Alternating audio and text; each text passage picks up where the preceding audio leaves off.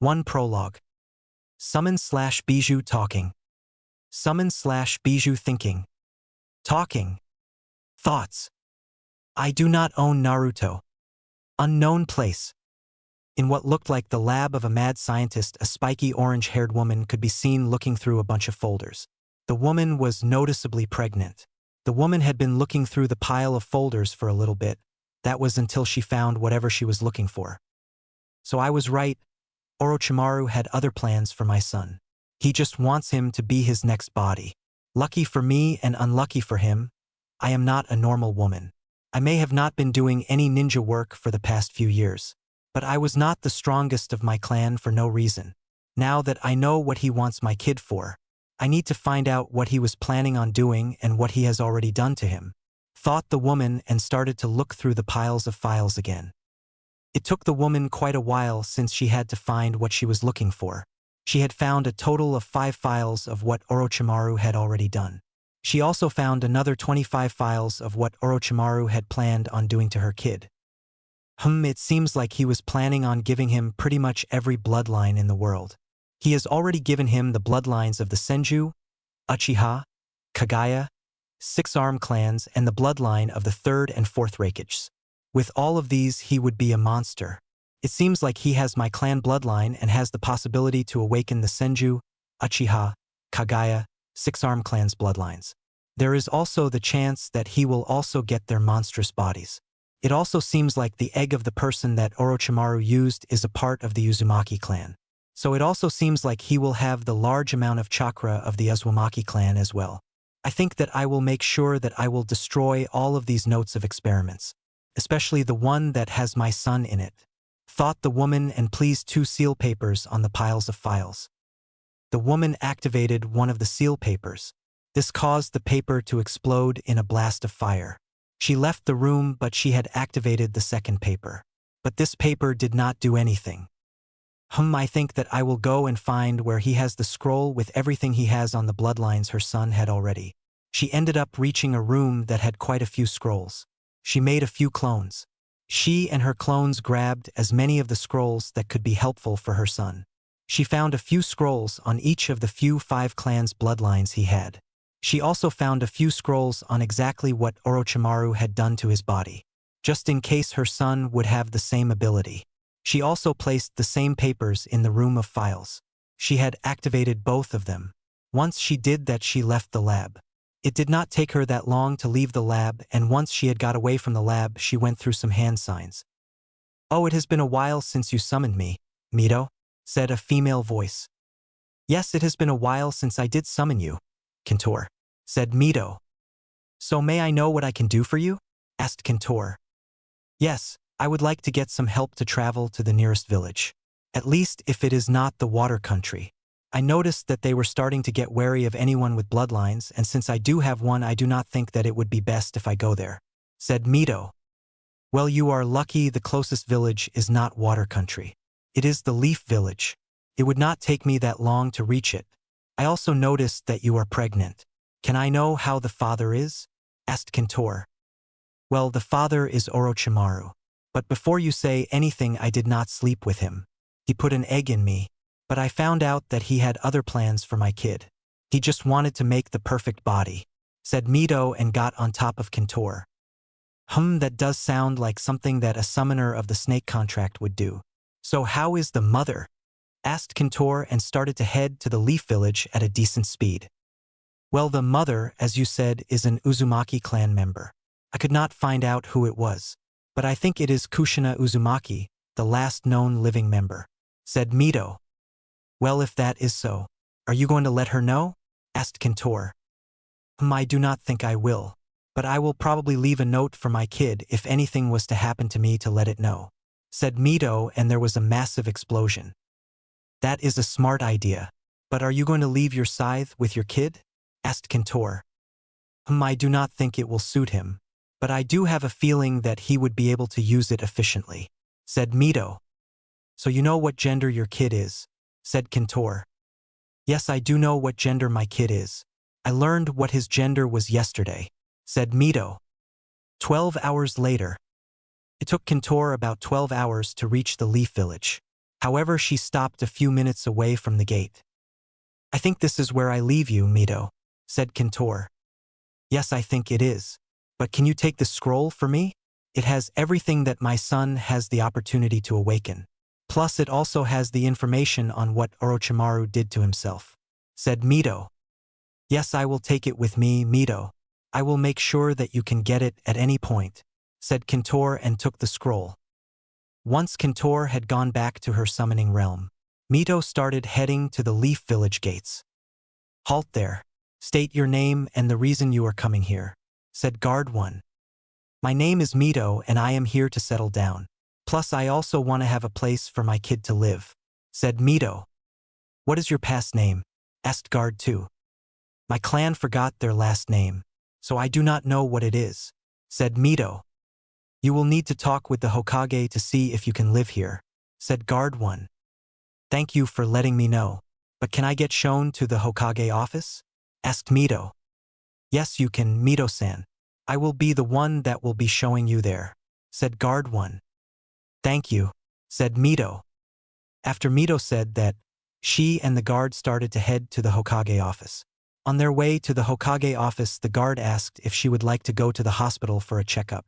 Mito thanked him for asking, but she denied it. When they got to the Hokage tower, the guard helped her to the Hokage office. When they got to the Hokage's office, Mito knocked on the door. Come in, said an old voice. Thank you for helping me to the villain and to the Hokage office, said Mito and entered the office. You are welcome, said the guard and went back to the gate. How may I help you, miss? Said the Hokage. Well, Hokage-sama, I would like to live in this village, so I can settle down and so my son can have a place to live once he is born, said Mito. I do not see why you cannot do that. But may I know if you have any experience in being a shinobi, and may I also know your name? Asked the Hokage. Yes, you may, Hokage-sama. My name is Mito and I was a ninja, but I have not been one in quite a few years. Today was the first day that I used one of my shinobi skills, and that was only for transport to get here, said Mito. You have the same name as Hashirama Senju's wife. But may I ask what your last name is? You can just call me Hiruzen instead of Hokage-sama, said Hiruzen. Well, Hiruzen-sama, my clan has forgotten their last name, so I would not be able to tell you my last name or clan name, but if I show you my bloodline, then you will know what clan I am from, said Mito. I have heard of a few clans like that. If you would not mind showing me your bloodline, since I might be able to remember your clan name, said Hiruzen. Okay, I will do that. But I also have to let you know something about my son after I show you my bloodline, said Mito. After Mito said that, her arm turned into a bigger arm that looked like it was either covered in brownish-colored dragon scales or snake scales. Hiruzen stood up and walked over to see Mito's arm a little better. So you are a part of that clan. I have not seen a member of that clan in a while. I cannot remember your clan name off the top of my head, but I will look through the history and I will let you know, said Hiruzen. Thank you for letting me know that and letting me stay here, said Mito. Okay, can I now know what is special about your son? Asked Hiruzen. After Hiruzen asked that, Mito told him that her son was the son of Orochimaru and Kushina Uzumaki. When Hiruzen heard that, he asked how that was so. She told him how and also everything else that she figured out what Orochimaru had done to the egg before she was impregnated. So Hiruzen knows that her son was given bloodlines of 5 clans. That was not counting Mito's bloodline and the pseudo-bloodline that he got from Orochimaru. That is, if he would have the same ability his father had. Took her about 20 minutes to let Hiruzen know. That is interesting. I did have the feeling that my student Orochimaru was doing some illegal things. But do you have any proof of it? I am not saying that what you told me is a lie, but I would like to see evidence just in case. I will still let you live here, said Hiruzen. I do have proof. I had a feeling that whoever I talked to would probably not believe me. But can I summon the being that I gave the scroll that has the files with everything? Asked Mito. Yes, you can. But so you know my Umbu will be on high alert, said Hiruzen. I expect nothing else. I would also feel that they were on high alert when I showed you my bloodline, said Mito and summoned a small bear. Oh, it has been a while, Mito-chan. I heard from Kintor that you summoned her earlier. So may I know what you need me for? asked the bear. Well, Neo-sama, I would like to have the scroll that I gave Kintor before she went back, said Mito. I can summon the scroll to me. Just give me a minute to summon it, said Neo. After Neo said that, she slammed her pays to the table. Once she did that, a puff of some appeared. While she was doing that, Mito and Hiruzen were talking. Here you go, Mito-chan, this is the scroll that you gave Kintor, said Neo. Thank you, Neo-sama, said Mito and took the scroll. You are welcome, Mito-chan, and have I not told you to just call me Neo? Asked Neo. After Neo said that, she went up in a puff of smoke. I will unseal the files that have. I also have scrolls on the bloodlines that my son might get, said Mito and opened the scroll. It took Mito a little bit to reach the seal that has the files. These are the files on what Orochimaru did to my son. But these are what he had planned on doing to my son, said Mito. Thank you for this. You may leave now, and if you want to, I will go through these files in a little bit. But may I know if you want to become a ninja or a civilian after your son has been born? Asked Hiruzen. I think that I will be a civilian, but I will make sure that I am in peak condition just in case something happens like an attack, sighed Mito and stood up. That sounds good with me. But do you want me to tell Kushina about your kid? Asked Hiruzen. No, I do not think that is a good idea, since I do not know what she will do if she finds out. But I am going to leave a note for my son just in case something happens to me. And if he wants to tell her, then he can, said Mito and left. Interesting, I wonder how strong her son will be, said Hiruzen. 6 months later. On the Konoha hospital, a spick orange-haired woman was in a room. She could be seen giving birth. It took the woman about 10 hours to give birth. She gave birth to a boy that was healthy. He was about double the size of any other baby that had been born. The baby had dark red hair, orange markings around his eyes. His eyes are a red-orange color, and he had a kin color. His eyes were also snake-like.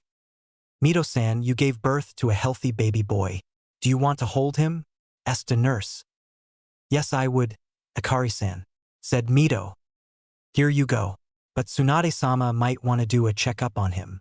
Do you want me to let Hiruzen-sama in? Asked Akari. Yes, I would like that, and I do not mind having Tsunade do a checkup on my son.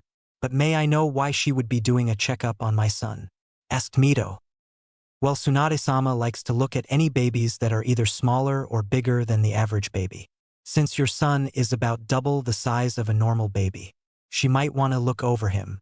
May I also know what you are going to call your son? Asked Akari. Can you give me a little bit of time to think? Asked Mito. Yes, I can. While you do that, I will get Hiruzen-sama and let Tsunade-sama know that there is a baby that she might want to do a checkup on, said Akari and left the room. A little after Akari left, Hiruzen had entered the hospital room. Oh, Mito-chan, how are you after giving birth to your son, and what have you named him? Asked Hiruzen. I am a little tired after giving. For the name of my son, I have not thought of a name yet. Do you want to hold him? Asked Mito. Yes, I would like to hold him. You can rest. Can I give you a suggestion for his name? Asked Hiruzen. Sure you can. So what is your idea for his name? Asked Mito and handed her son over to Hiruzen. Well, how about the main character of my student's first book? Said Hiruzen. What would that be? Asked Mito.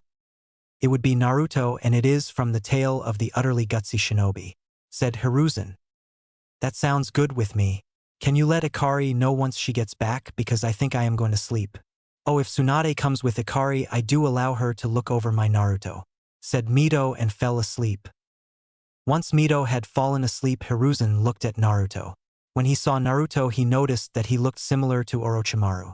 But he could tell that Naruto also had some of Kushina's features as well. He could also tell that Naruto did have Mito's features. But his features from his mother Mito were much less. Since the only thing Naruto got from Mito was her skin tone and was much more massive. After Hiruzen noticed all of that, the hospital room door was opened. Hiruzen looked over to see how came in. Sensei, what are you doing here? Asked Tsunade. I am here since I am friends with Mito. Plus she is like a daughter that I never had, said Hiruzen. Okay, so where is Mito-chan's son? Asked Tsunade. I am holding him, since Mito-chan wanted to sleep some. Do you want to hold me? Asked Hiruzen. Yes, I would live to, said Tsunade. Okay, you can hold Naruto. But I will warn you, he is much heavier than you will think, said Hiruzen and stood up to give Naruto to Tsunade. I do not think that he is too heavy, said Tsunade and took Naruto. After Tsunade had taken Naruto from Hiruzen, her arms dipped quite a bit. Tsunade almost dropped Naruto, but Hiruzen managed to prevent that. However, it did not take Tsunade too long to readjust her grip on Naruto. You were right, he is much heavier than I thought. Hell, I think he is about double the size of a normal baby. I think that I should do a checkup on little Naruto, said Tsunade. Oh, to tell you something, you might find some strange things in his DNA. But I already know about it. If you do find it, come to me or Mito. We are the only two who know exactly why.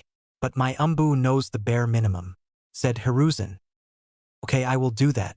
But I am probably going to make sure that nothing physically is wrong with him, said Tsunade.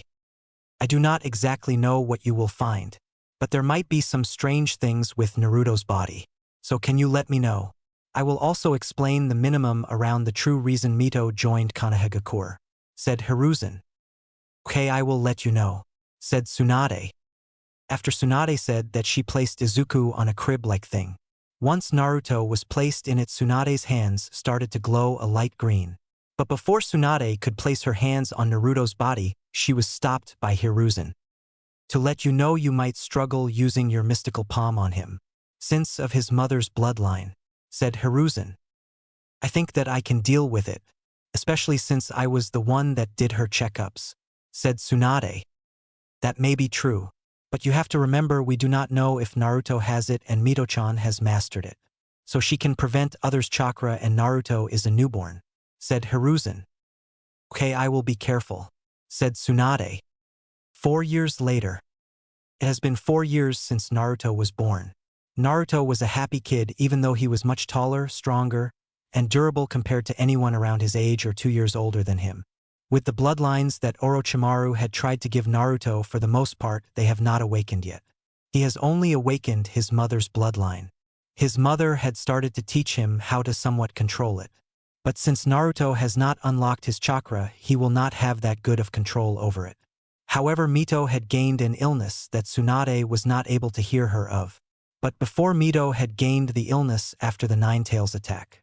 Since her body absorbed the Nine Tails chakra that was in the air, the Nine Tails corrosive chakra combined with the poison that was in her body already. Mito had gained the poison from her time with Orochimaru. Tsunade had been slowly healing Mito of the poison. Mito was still able to live her life like normal, but the illness was slowly draining Mito's life. Mama, I did, said a red-head boy. Oh really, Naruto-chan, can you show me? Asked an orange-haired woman. Okay mama, I will show you, said Naruto. After Naruto said that, his right arm started to change into a bigger arm that looked like it was made out of brownish dragon scales. Naruto's arm did not stay like that for long before his arm went back to normal. Once his arm had gone back to normal, he fell on his butt. That is good for anyone your age. I did not have this much control over our bloodline until I was 10. But I had my chakra unlocked, so I did not have as much of a struggle with it, said Mito. Mama, when will you let me unlock my chakra? Asked Naruto. How about this, you can unlock your chakra after lunch? Asked Mito. Eh, said Naruto and started to run around. Mito-chan, how are you doing? Asked an elderly voice.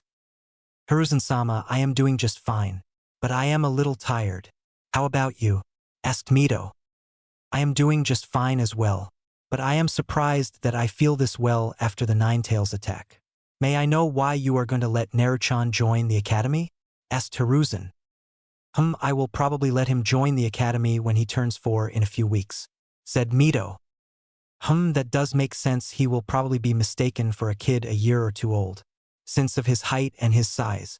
But where is my grandson? Asked Hiruzen. He is currently running around, since he has managed to activate our bloodline while not having his chakra unlocked. Plus, I also am going to let him unlock his chakra after lunch today. Naruto-chan, Hiruzen is here and he wants to see you, shouted Mito. Old man, shouted Naruto and ran towards Hiruzen. Haha, how are you doing, Naruto-chan? Asked Hiruzen and caught the flying 4-year-old missile. I am good, Gramps. Did Mama tell you? Asked Naruto. Tell me what? Asked Hiruzen. I managed to use Mama's bloodline. Do you want to see? Asked Naruto. Sure, why not? Said Hiruzen and placed Naruto on the ground. After Naruto was back on the ground, he stepped back a little bit. Once he was back far enough, his arm changed for the second time today. That is nice.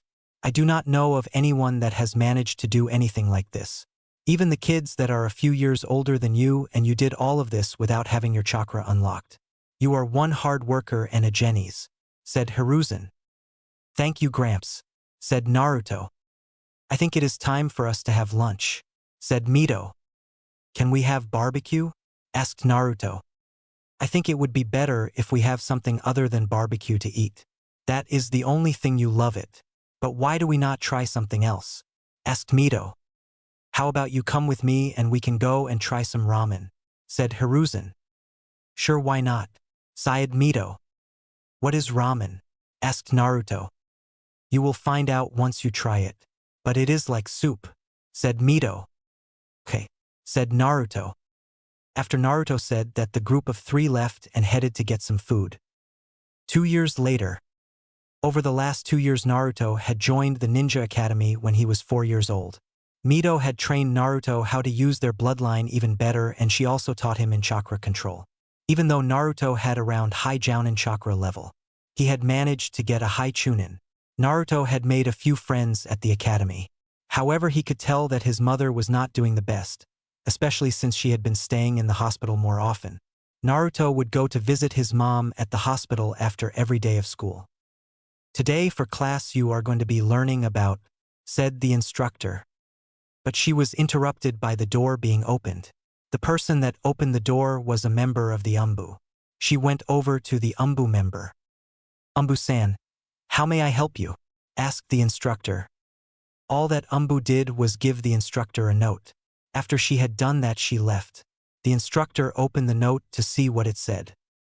Naruto-san, you are wanted in the hospital, said the instructor.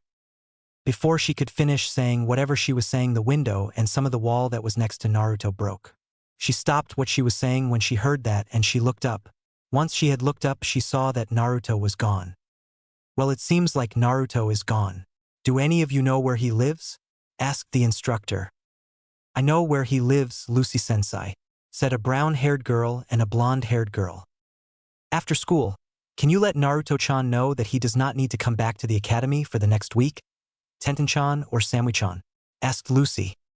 Yes, I can, said Tenten. I will go see if he is with his mother in the hospital, said Samui. Konoha Hospital.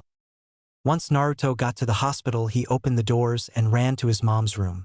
Some people tried to stop him, but Naruto ignored them. Before they could get mad at him, they were stopped by someone. I do not think it is that smart for you to stop him, said an elderly voice. Sarutobi-sama. What do you mean? Asked a nurse. Well, Naruto-chan's mother is about to die, and she has been for the past 6 years. So Naruto-chan does not really care what he has to do to see his mom before she passes. So if someone manages to stop him, he will probably break something. It will either be the person's body part that they use, or might be some object. Or it might be both. But if he does, I will pay for any object that Naruto breaks. However, I will not pay for the person's hospital bills. Plus, I will make sure that they cannot make Naruto pay for their hospital bills, said Hiruzen, and in the distance someone could be heard crying out in pain. Everyone could tell that the person was not a little kid, but a grown adult.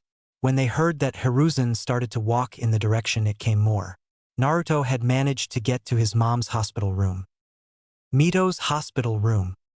I am here, Mom, said Naruto. How are you, Naruto-chan? Asked Mito. I am doing fine, but save your strength, Auntie will fix you, said Naruto while holding Mito's hand. Oh, Naruto-chan, Tsunade-chan cannot heal me. She has been trying for the past year, but she has not been able to. Plus, if she does figure out how to heal me, it will probably be too late. I can tell that I do not have much more time left. So come here and give me a hug, Naruto-chan, said Mito and opened her arms for a hug. Do not say that, Mom. You are the strongest person that I know. You can survive this, said Naruto and fell into his mom's arms.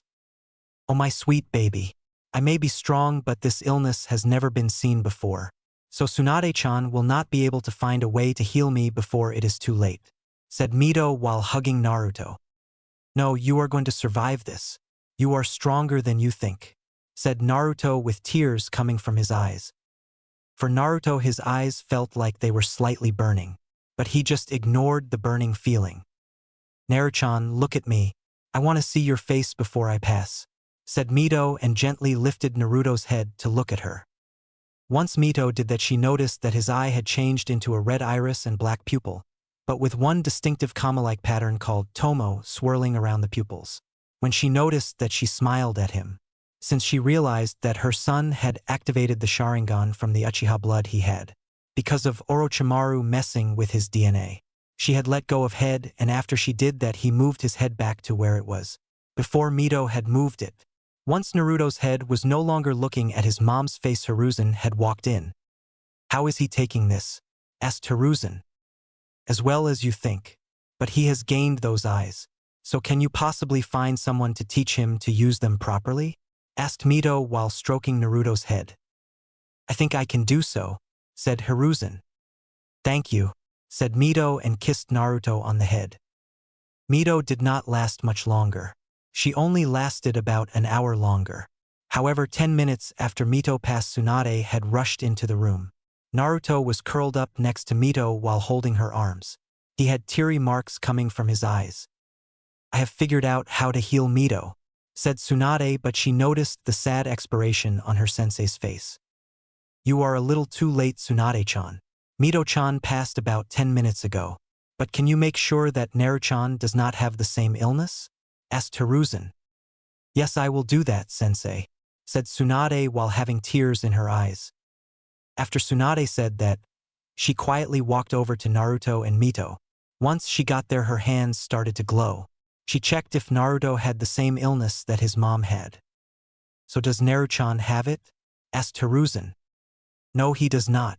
He is healthy and just fine, said Tsunade. Thank you for doing this. May I ask you to do something? Asked Hiruzen. Yes, you can.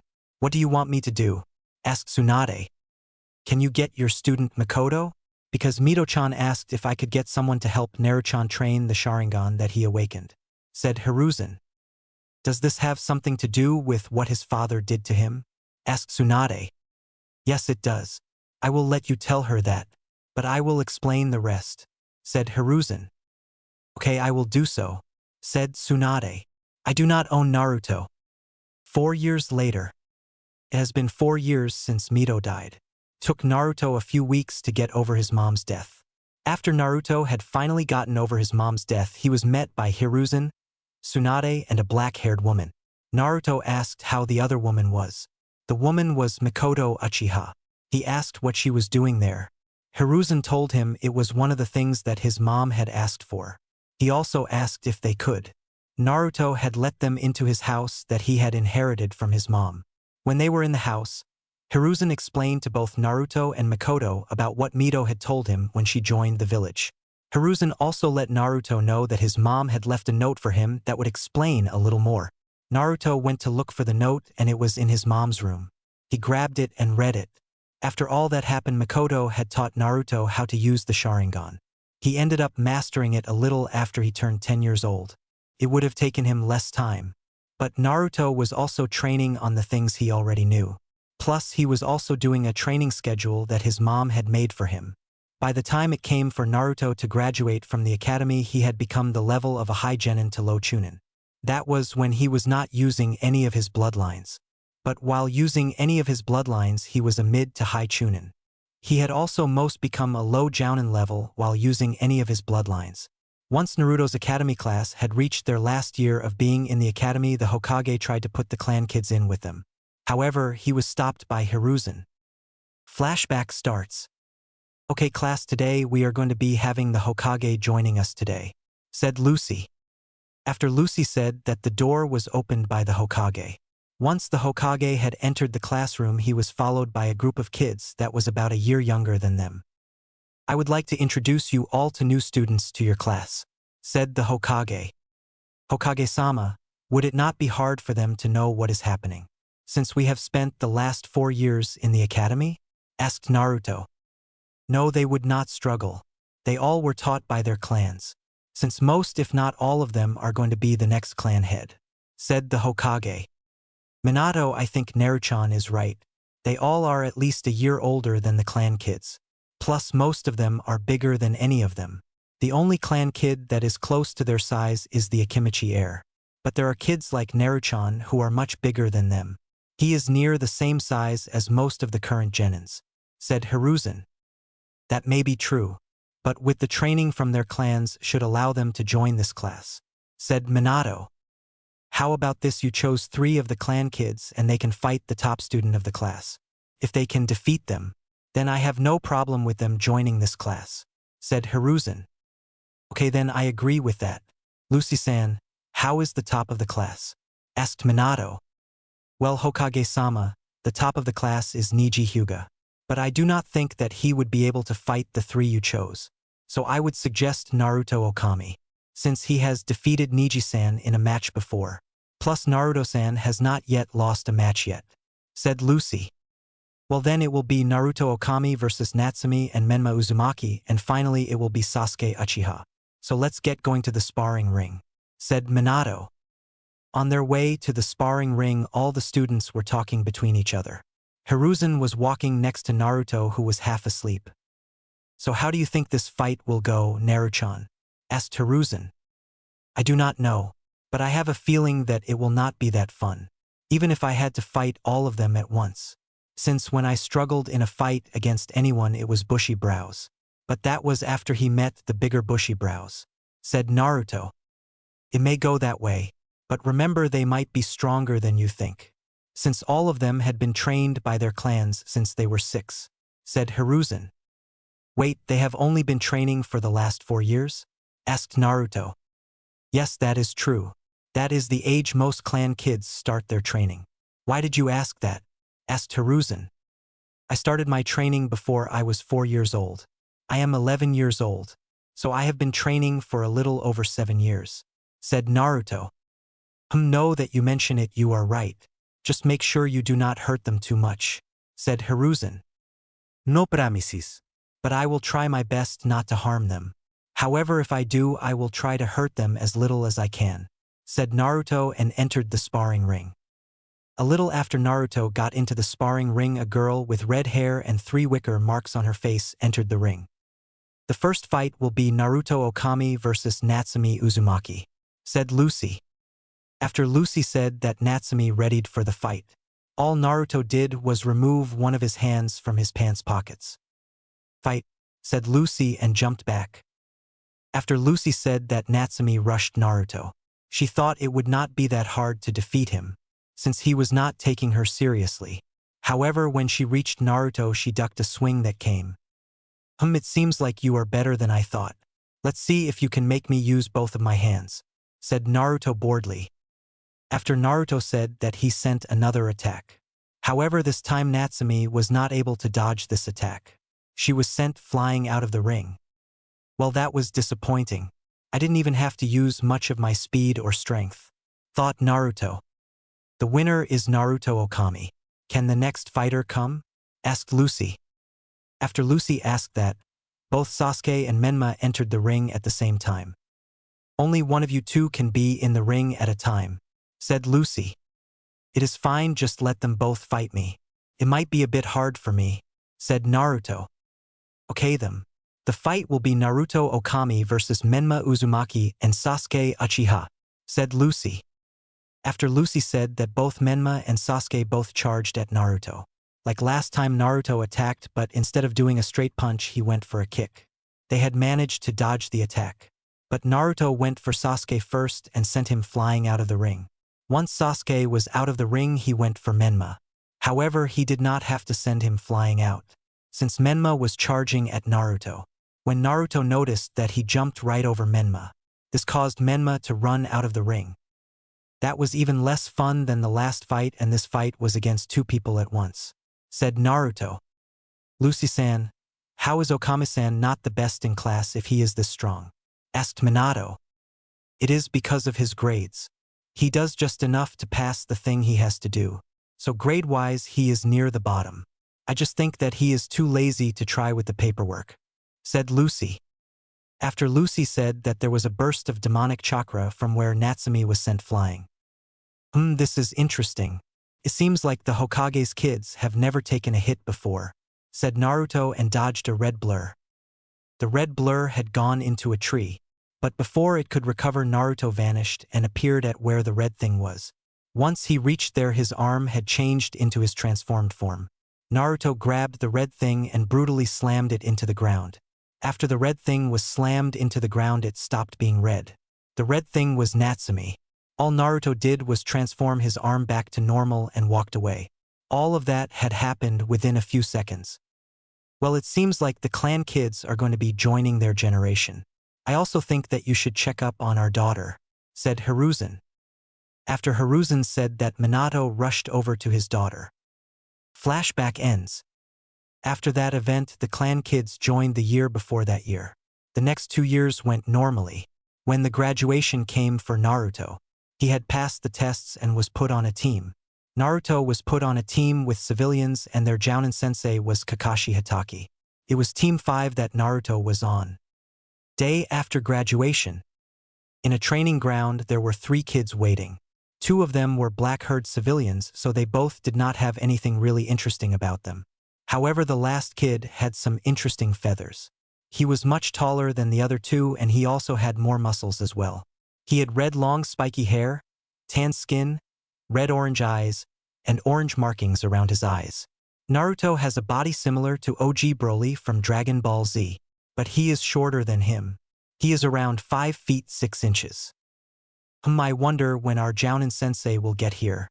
It has already been about 3 hours, said Civilian 1. I do not know, but if he is not here by the time it hits 3 hours I am leaving, said Naruto annoyed. Sorry that I am late.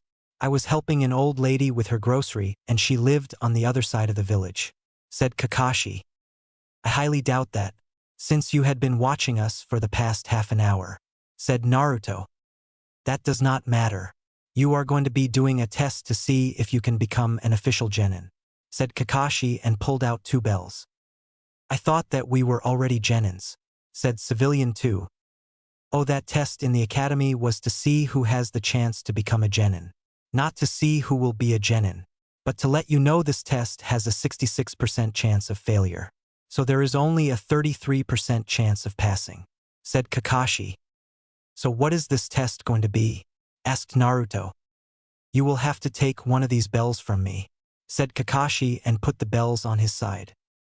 Yeah, I have tried to get my teammates to join me, but I have a feeling that this test is rigged already, thought Naruto. Oh, by the way, you all have 3 hours to get the bells. Right, to let you know, come at me with the intent to kill. So start, said Kakashi. After Kakashi said that, the 2 civilians disappeared. All Izuka did was look at Kakashi with a deadpan look. After a few seconds of Naruto looking at Kakashi, he unsealed a red 3-bladed scythe. I wonder what he will do. I can tell that scythe is much heavier than any other kind of weapon, thought Kakashi, and he had to substitute with a log. After Kakashi had substituted with that log, it was slammed into the ground violently by Naruto. However, Naruto's eyes stay locked on to Kakashi's position. Naruto also simply ripped the scythe out of the ground. Once the scythe came out of the ground, it also ripped a part of the ground as well. What the fuck? How is he this fucking strong? He is only 12 years old. He should not have this kind of strength. His strength reminds me of Guy's strength, and that is when he dropped some of his weights, thought Kakashi, a little panicked. Before Kakashi could realize, Naruto charged at him. Once Naruto had reached where he swung the scythe that had a chunk of earth on it, making it more like a club. Kakashi managed to barely duck from the attack. However, the tree was not as lucky, since the area the tree got hit was pulverized and anything above that point fell to the ground. But that part was full of cracks. Come on, Kakashi, I thought that you was a jounin, not a fucking genin. Hell, I heard that you once was in Umbu. Plus, are you not an S-ranked ninja in the bongo books? Asked Naruto while swinging his scythe again at Kakashi. However, this time Kakashi tried to block the attack with a kunai. When he did that, he was slammed through the tree branch under him and launched into the ground. While he was flying at the ground, Naruto launched himself at him. Naruto managed to catch up to where Kakashi was and he grabbed him. Once Izuku had grabbed Kakashi, he spun around and threw him at the ground. So Kakashi had much more force when he hit the ground. Naruto was still flying to where Kakashi had slammed into the ground. Kakashi managed to regather himself and substituted just in time. Once Izuku had slammed into the ground, the area that he had thrown Kakashi INTP became a small crater. 3 hours later. Over the next 3 hours, Naruto had been playing cat and mouse with Kakashi. However, he stopped a few hours in to try and work with his teammates, but they did not want to work with him. Naruto did not need their help since he already had got the bells. When he had tried to team up with them, he placed a bell with each of them. Kakashi did not get tracked like an animal or treated like a fresh genin, but he managed to barely escape from Naruto every time he was found by him. However, he could not escape from him when there was only 5 minutes left. Kakashi was getting physically overpowered no matter what he tried. He could not use a kunai since they would be broken. He could not use taijutsu since Naruto was physically stronger. And he did not have enough time to use ninjutsu. However, he was saved by the alarm going off. "Thank God I do not have to be thrown around like a ragdoll," mumbled Kakashi. After Kakashi mumbled that, the two civilians awoke from the genjutsu they were put in. "Seems like you all failed. None of you got the bells," said Kakashi. "Oh really? Are you sure about that?" asked Naruto. "Yes, I am sure about that. The bells?" said Kakashi, but he did not feel the bells anymore. "I got the bells when I threw you at the ground near the beginning. I do not have them anymore since I left them with my teammates," said Naruto. "What, we don't have the bells?" said Civilian 1. "Oh really? If you would entertain me, look in your ninja pouch on the side I was when I met you too," said Naruto. After Naruto said that, they both did so. When they did, they pulled out a bell each. "Well, you got the bells, but you still failed," said Kakashi. "As I thought. It was not getting the bells, it was teamwork. Am I right, Kakashi?" asked Naruto. "Yes, you are right. None of you worked at a team. But you Okami, you will be put in the reserved ninja, since you have the skill of at least a high Chunin or a low Jounin," said Kakashi and vanished. This just means I have more time to train," mumbled Naruto and left the training ground. Hokage office. In the Hokage office there were 11 people standing and there were 2 others that were sitting down. Each of them were telling Minato if their team passed or not. So far all of the teams have failed. "Team 10 passed," said a green spandex wearing man. "We finally have one team that passed. Now we just need to wait to see if Kakashi passed his team. But first, team 11 and 12, can you let me know if your teams passed?" "Our teams did not pass, Hokage-sama," said a black hair woman. After she said that, Kakashi appeared. They all noticed that he was not in the best shape. "Are you alright, Kakashi?" asked Minato. "Yes, I am fine. But I think I might need to go to the hospital for a checkup. Team 5 failed. But I would like to suggest that Naruto Okami be put in the reserves," said Kakashi. "Why is that?" asked Minato. "Okami has physical strength to match Guy when he drops some of his weights. Plus, he also uses a scythe that ripped a part of the ground and he used that like a club. He also shattered one of the trees in Training Ground 5, said Kakashi. "Are you sure about all of this?" asked Minato. "Yes, I am Minato-sensei," said Kakashi. "You met Minazuki. You are lucky that Naruchan did not use its ability," said Hiruzen. "What do you mean?" asked Minato. "Minazuki has 2 abilities. One has something to do with his bloodline and the other one has the ability to make any blood that gets spilt by it into an extension of it. I have only seen Mito-chan use that second ability," said Hiruzen. 1 year later. Over the next year, Naruto continued doing his training. He also did missions. However, a few weeks after Naruto became a ninja, Hiruzen had passed. He had passed because of the way that the Nine Tails was sealed.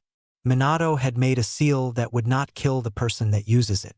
It still used the power of the Shinigami, but it did not summon him. However, it would talk half of the person's remaining life. Minato was planning on using the seal. But Hiruzen stopped him and used it himself. Hiruzen's death caused Naruto to awaken his Manjikyu Sharingan. The pattern was a swirled or spiral pattern originating from his pupils. Naruto had not yet used his MS since he did not know what would happen if he did. But when he asked Mikoto, she explained what it was and what the abilities were. After that, Naruto had used it to see what abilities he had. For the abilities he had Kamui, Anabi, and Amatsu Mikaboshi. He had only been able to use Kamui and Anabi. Kamui lets him make himself intangible and send things into a pocket dimension. Anabi was like Amabatesu, but instead of producing black flames, it produced purple flames. Naruto does not know what Anabi would do when it is used on someone. Since he has not yet done so, he has also not yet activated his Susanoo. He would have tried to use his Susanoo, but he has not yet tried, since he had been training how to use his unlocked abilities. Plus, he does not want to go blind, and he has been working on his other bloodlines. Naruto had awakened his last 2 bloodlines after being a ninja for 6 months. So he has 6 bloodlines and 1 pseudo-bloodline. For his EMS training, he found a loophole since he had his shadow clones training how to use them. He also did that once he was proficient with what he was training. So he made it where he could personally use whatever he was training, then had his clones master it. When Naruto had gone on his first B-ranked mission, he was joined by 1 Jounin and 2 Chunins. Hokage office. You all are going to be doing a B-ranked mission. I want you all to take this scroll to the land of iron, said Minato. May we know what the scroll has? Asked Naruto. It has an offer for trading between us and them, said Minato. Okay, how long do we have for this mission? Asked a red-haired woman. I will give you all 3 to 4 weeks to do this mission. If you do it faster the better, said Minato. Thank you, Minato-kun, said the redhead. You are welcome, Kushchan, said Minato. We will be meeting at the West Gate in an hour, so go and get anything you need, said Kushina. Yes, ma'am, said the rest. After they said that, they all left, at least all except Kushina. Kushina, I want you to see how Naruto Okami does in this mission. He has gained quite a few requests for him to have a field promotion to a Chunin. At this point, it is getting close to the point where I might have to promote him to Jounin, said Minato. Really? I did not think that he would have so many promotion requests, especially since of how his father was, said Kushima. I know. I want you to keep a keen eye on him. If you see anything suspicious, I want you to kill him. We do not need Orochimaru's son getting too strong or too much influence, said Minato. I will not kill him if he does one thing suspicious, since we have to at least give him an opportunity to show that he is not like his father, said Kushina. Fine, but if someone is killed on this mission, he will be punished, said Minato. After Minato said that, Kushina left his office. 1 hour later, Naruto had got a few scrolls that held everything he would need. Once he had done that, he went to the West Gate. When he got there, he noticed that he was all alone there. He decided to hop in a tree. While Naruto was on, he started to practice using his dead bone pulse, and he also practiced with his arachnid-like bloodline. He also managed to be able to use the arachnid bloodline with the genetic modification that he gained from Orochimaru. He had managed to have his left side be a single arm and his right side have 3 arms. With his left side, he had managed to make a bow. Took him a few tries to do so, but once he got the bow made, he used his right arm to make arrows. However, before Izuku could try it out, the rest of the team had arrived. Seems like we are here now, but it seems like we just need to wait for Naruto-san, said Kushina. After Kushina said that, Naruto jumped out of the tree he was in. However, he first deactivated the 2 bloodlines that he was using. When Naruto hit the ground, there was a thud. I have been here for the past half hour, said Naruto. Okay, since everyone is here, let's get going, said Kushina. 4 days later. Took the team 4 days to reach the land of iron. When they got a day away from it, started to get cold. So the team decided to put on some warmer clothes. But Naruto did not put on warmer clothes since the cold didn't really affect him. He was asked why. He just said that the cold did not really affect him. Halt there. What is your business here? Asked Samurai 1. We are here to see if Mifune-sama would like to do some training with Konoha, said Kushina. We will lead you there and talk you to Mifune-sama, so he can decide what he will do, said Samurai 2. But you will have to use your weapons, said Samurai 1. You are not going to take my mother's scythe from me. If you try to do so, I will shatter every bone in your body, growled Izuku. Is that a threat, boy? Asked Samurai 1. No, it is a fucking promise. If you try to take Mizuki from me, I will break your whole body, said Naruto and started to transform slowly.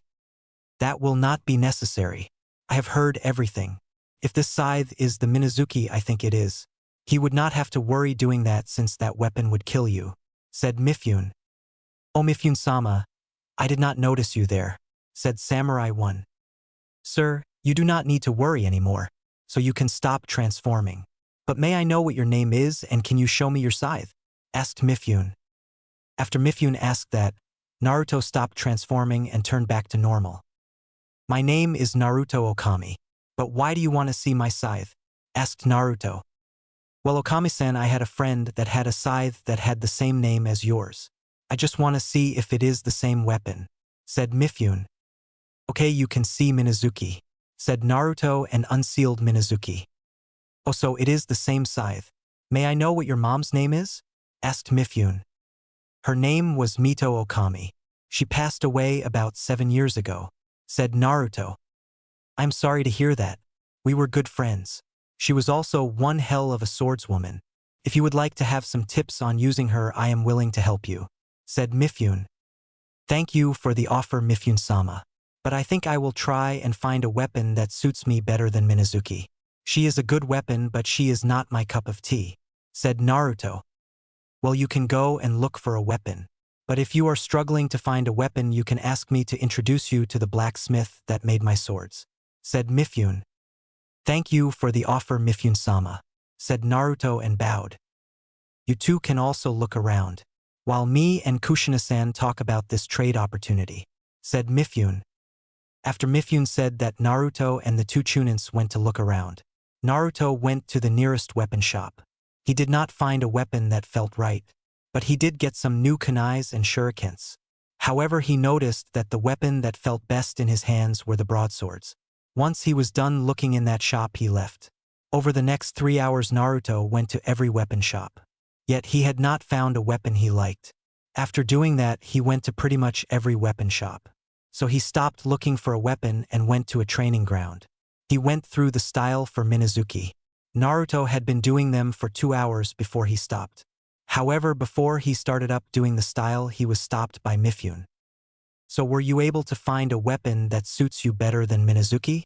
Asked Mifune. No, I did not find a weapon to replace Minazuki. But I did notice that the broadswords were the ones that felt the best, said Naruto. I think that the blacksmith that made my swords might be able to make you a broadsword.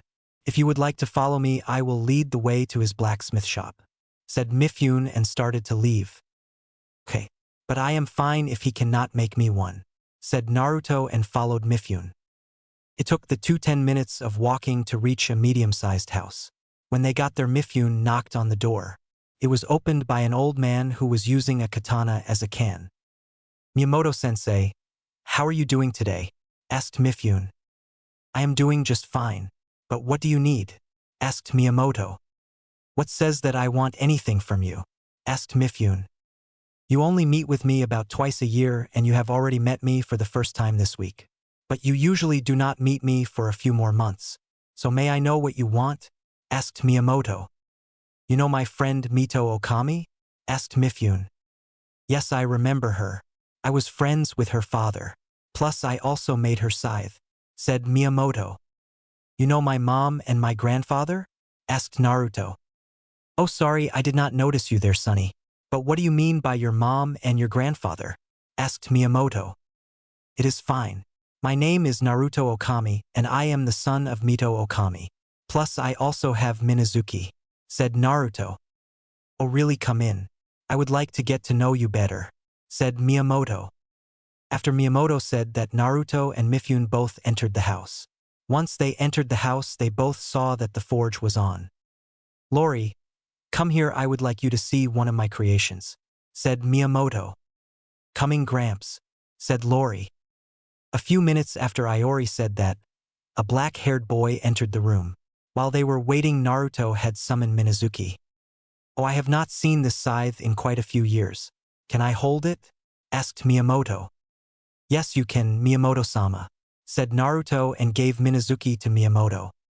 "It seems to be in good condition, but it decently has signs of being used," said Miyamoto. "May I know what Minazuki is not harming you?" asked Naruto. "It is because I am the maker of it, so it will not harm me. May I know if you have been able to use its ability?" asked Miyamoto. "No, not yet. I probably could use it, but she is not quite the right weapon for me. I looked to see if I could find a weapon to replace her, but none of the weapons felt right," said Naruto. That sounds right. That was the same as your mother. She had a struggle to find the right weapon. That was until I made her Minazuki. So would you like me to make you a sword?" asked Miyamoto. "If you are willing to, Miyamoto-sama. But if you cannot, I am willing to just use Minazuki," said Naruto. I do not think that I can make a sword for you, but I think my grandson can. However, were there any swords that felt good for you?"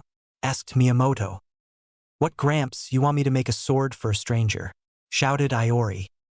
"You will make him his sword if you want to learn how to make weapons like Minazuki," said Miyamoto. "Oh, Gramps," said Iori. "Well, the swords that felt right were the broadswords," said Naruto. This will be an interesting weapon, but it should be doable. I would like you to show us your body type, but from what it looks like you have your grandfather's body type. However, at the same time I can tell it is more compact compared to his," said Miyamoto. "Okay, thank you for letting me know that. But would you mind telling me about my grandfather?"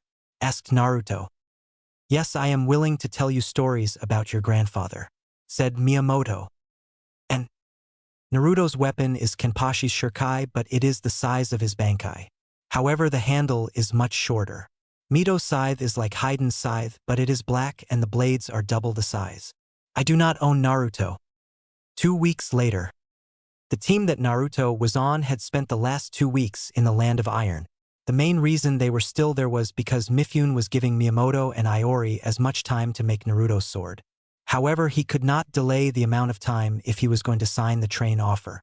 But they had almost finished making Naruto's sword. However, before they left the Land of Iron, they were stopped by Mifune. "Oh good, I caught you all before you leave," said Mifune.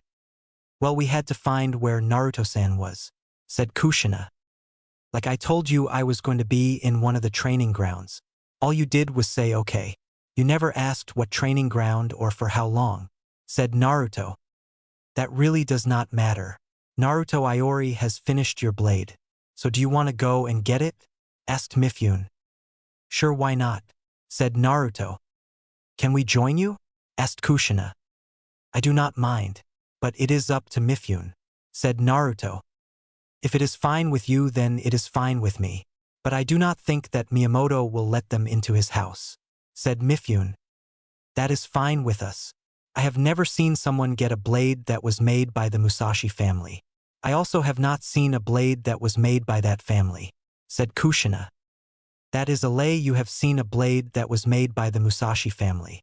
You have seen me use Minazuki and it was made by Miyamoto," said Naruto. After Naruto said that they went to the Musashi family house. When they got there, they saw that a door on the side of the compound was opened. "Hey Miyamoto, Iori, are either of you here?" asked Naruto. "I am in the forge. Give me a minute. I am just adding the last touches to your blade," said Iori. "Okay, that sounds fine with me. To let you know, the team that I came with is here as well. Is it fine if they enter the courtyard?" asked Naruto. "It is fine if they enter the courtyard, but they are not allowed to enter my house," said Miyamoto. "Well, you 3 can enter, but you cannot enter the house," said Naruto. After Naruto said that Iori had left the forge. However, he did not come out with a blade. He came out with 2 scrolls. "So where is my blade and what is up with those 2 scrolls?" asked Naruto. "This scroll has the fighting style that will work with your blade. However, this scroll holds your sword. It is a little too big for me to carry and a little too large to be removed from the forge," said Iori. "Okay, so can you unseal the scroll and show me my sword?" asked Naruto. Yes, I can. But this is not an ordinary blade, said Iori. This blade is one of the biggest blades that my family has made. The only other blade near the size was your grandfather's blade. It was called Yoru and it was about 7 feet tall. Your blade is about the same size, said Miyamoto. Oh really? Now you have interested me. So can I see the blade? Asked Naruto. Sure you can, said Iori and unsealed the blade. From the scroll it was not a sword, since it looks less like a sword and more like an enormous axe of some sort. On the end of the blade it had a piece of what looked like gold or bronze. On the piece it had what was like multiple pieces of strings. Plus for the handle it had white medical wrap. This is a neat blade. Can I try it out? Asked Naruto. Sure you can, said Iori. After Iori said that, Naruto walked over to the blade and picked it up. He managed to pick it up with a little amount of difficulty. However, it was not with much difficulty. It is pretty heavy. I can tell that not most people would be able to lift it, said Naruto. After Naruto said that he swung the blade a few times. He also tried to use it with one hand to swing the blade. However, he currently could not do so. After he was done swinging the blade, he placed it into one of the training posts. However, it went right through the post and slammed into the ground. That feels just right. So what abilities does it have and what is her name? Asked Naruto. Your blade's name is Noarashi. 2 of the abilities are the transformation and the ability to get fixed by blood. The ability it has that is special to it is the ability to cut through anything that you have the physical strength to. So as long as you have the physical strength you can cut through anything. So in a sense the more you want to cut with it the more physical strength you need, said Iori. That is neat. No wonder it cut through that training post with little problem, said Naruto. May we know what the style for Noarashi is? Asked Kushina. It is called Dancing Demon. It is like another style that is used by the wielder of Samahata. That style is called the Dancing Shark. I was going through Gramps styles that he had made for the swords he had made. But it is also different from Dancing Shark. They both are vicious styles. But I think that the Dancing Demon is more vicious than the Dancing Shark, said Iori. Really? Asked Naruto. Yes. Oh, next time you come here I want to see you use the style and the sword, said Iori. I will do so. I do not know when I will come here next, but I will show you to it. I will also let you know how it does against the Dancing Shark. That is if I ever meet the wielder of Samahata, said Naruto. In my old age I love to see young people use their weapons and their style for it. If you want I can give you a copy of your mom's style, said Miyamoto. Thank you for the offer, but I have my mom's copy of her style. Plus I have nearly mastered the whole style, said Naruto. Yes, he is pretty good with the flying Shinigami. There are still some places that he needs to get better in. Other than that, he had nearly perfected it. For the most part, one think he just needs to master the last half of the advanced stances, said Mifune. If that is true, you should be able to master it in the next year or so, said Miyamoto. I think it is time that we leave, said Kushina. After Kushina said that they left. Before they left the land of Iron, Mifune had finally given Kushina his answer for the trade offer. Once Kushina had that, they finally left the land of Iron. 4 days later. It took then another 4 days to get back to Konoha from the land of Iron. When they entered the walls of Konoha, Kushina dismissed them. However, once Naruto got to his house he was met by Mikoto. He could tell that Mikoto did not have the best past few days. Naruto let him into his house to talk about whatever she needed to talk about. Mikoto had told Naruto that her clan had been killed by Itachi. He was shocked to hear that. All Naruto did was give her a jug. He spent the next few days conferring Mikoto. However, he was called to the Hokage office. He just sent a shadow clone to see what the Hokage wanted. 2 years later. Over the next 2 years Naruto continued to do missions. He had done 40 D ranks, 20 C rank, 5 B rank, 2 A rank, and 2 S ranked missions. The only reason he had done 2 S-ranked missions was because 2 of his A-ranked missions turned into S-ranked missions. Naruto had continued to do his mission with the 2 Chunin that he went to Iron Country with. One of them was a female Uchiha and the other one was a female Inuzuka. They were doing a B-ranked mission. However, they ran into one of the new Genin teams. "Ikari, Susu, stop. I can feel a fight happening nearby," said Naruto. "Where is the fight happening?" asked Ikari. "It is happening to the west of us. Do you guys want to check it out?" asked Naruto. "I think that we should do and see if it is something important. But if it is not, then let's head back to Konoha," said Susu. "Okay, that sounds good with me. Plus you are the leader of the mission, Su," said Ikari. After Ikari said that, they went over to where Naruto could feel the fighting. When they got there, they saw one male and 3 girls fighting against a group of thugs. However, Naruto could tell that there were at least 2 other people watching. "It seems like a Genin team is getting attacked by a group of thugs," said Susu. "That is true. Naruto, is there anyone else that you sense?" asked Ikari. "Yes, I can sense 2 people just watching in the distance. But one of them has a high affinity for lighting. It is up to you," said Naruto. "How large are those chakra reserves?" asked Susu. "One of them has at least high Sannin to low Kage. The other one has at about low or mid Chunin. I can't really tell, since the smaller one is pretty much right next to the larger one. It is as if the smaller one is on the back of the larger one," said Naruto. "We will help them. But I want you to send a summon to Konoha to know that we are going to be joining this mission. Plus you can send the results of our mission, since you are the only one with a summoning contract," said Susu. "Okay, I will do so," said Naruto and summoned a small bear. "Hey Naruto, what do you need?" asked the bear. "Orochimaru, I would like you to take the scroll to Konoha and give it to the Hokage. Can you also wait for his answer and then come back to me?" asked Naruto. "I sure can, Naruto," said Orochimaru and disappeared. "Okay, now that is done, I want you to make a diversion," said Susu. "You can count on me for that. I will also send an attack at the further 2, said Naruto, and his right arm turned into 3 arrows. In his left arm he made a bow.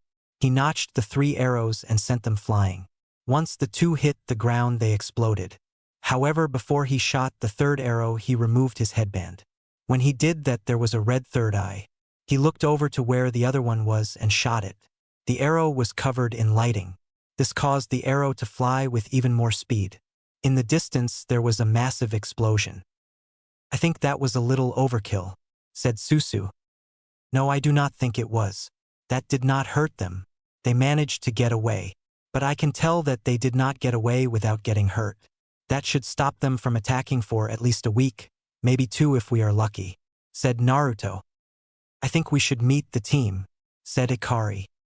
After Ikari said that, they jumped out of the trees. Naruto had managed to have only 2 sets of arms, so the only people that know about his bloodlines are his teammates and Mikoto. Once Naruto's team had exited the forest, the team got on guard. "Do not worry, we are not going to hurt you," said Susu. "Susu-san, what are you doing here?" asked the single male.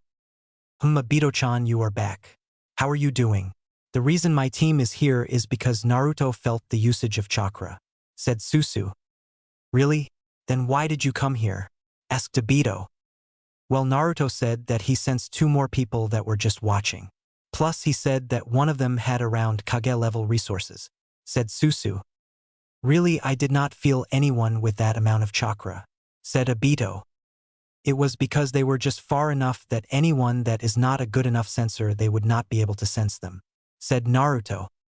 "Then how were you able to sense them?" asked Obito. "Well, I do not know how much you know about me, so I will let you know that I am a really good sensor," said Naruto. "That does not matter, Obito. Can you let us know what the mission you are on?" asked Susu. "Well, we are currently going to be meeting up with Guy's team, since they were on a mission to see what was happening in Katabami Goldmine Village. They learned that it went from a low C-ranked mission to at least a mid-B-ranked mission or even higher.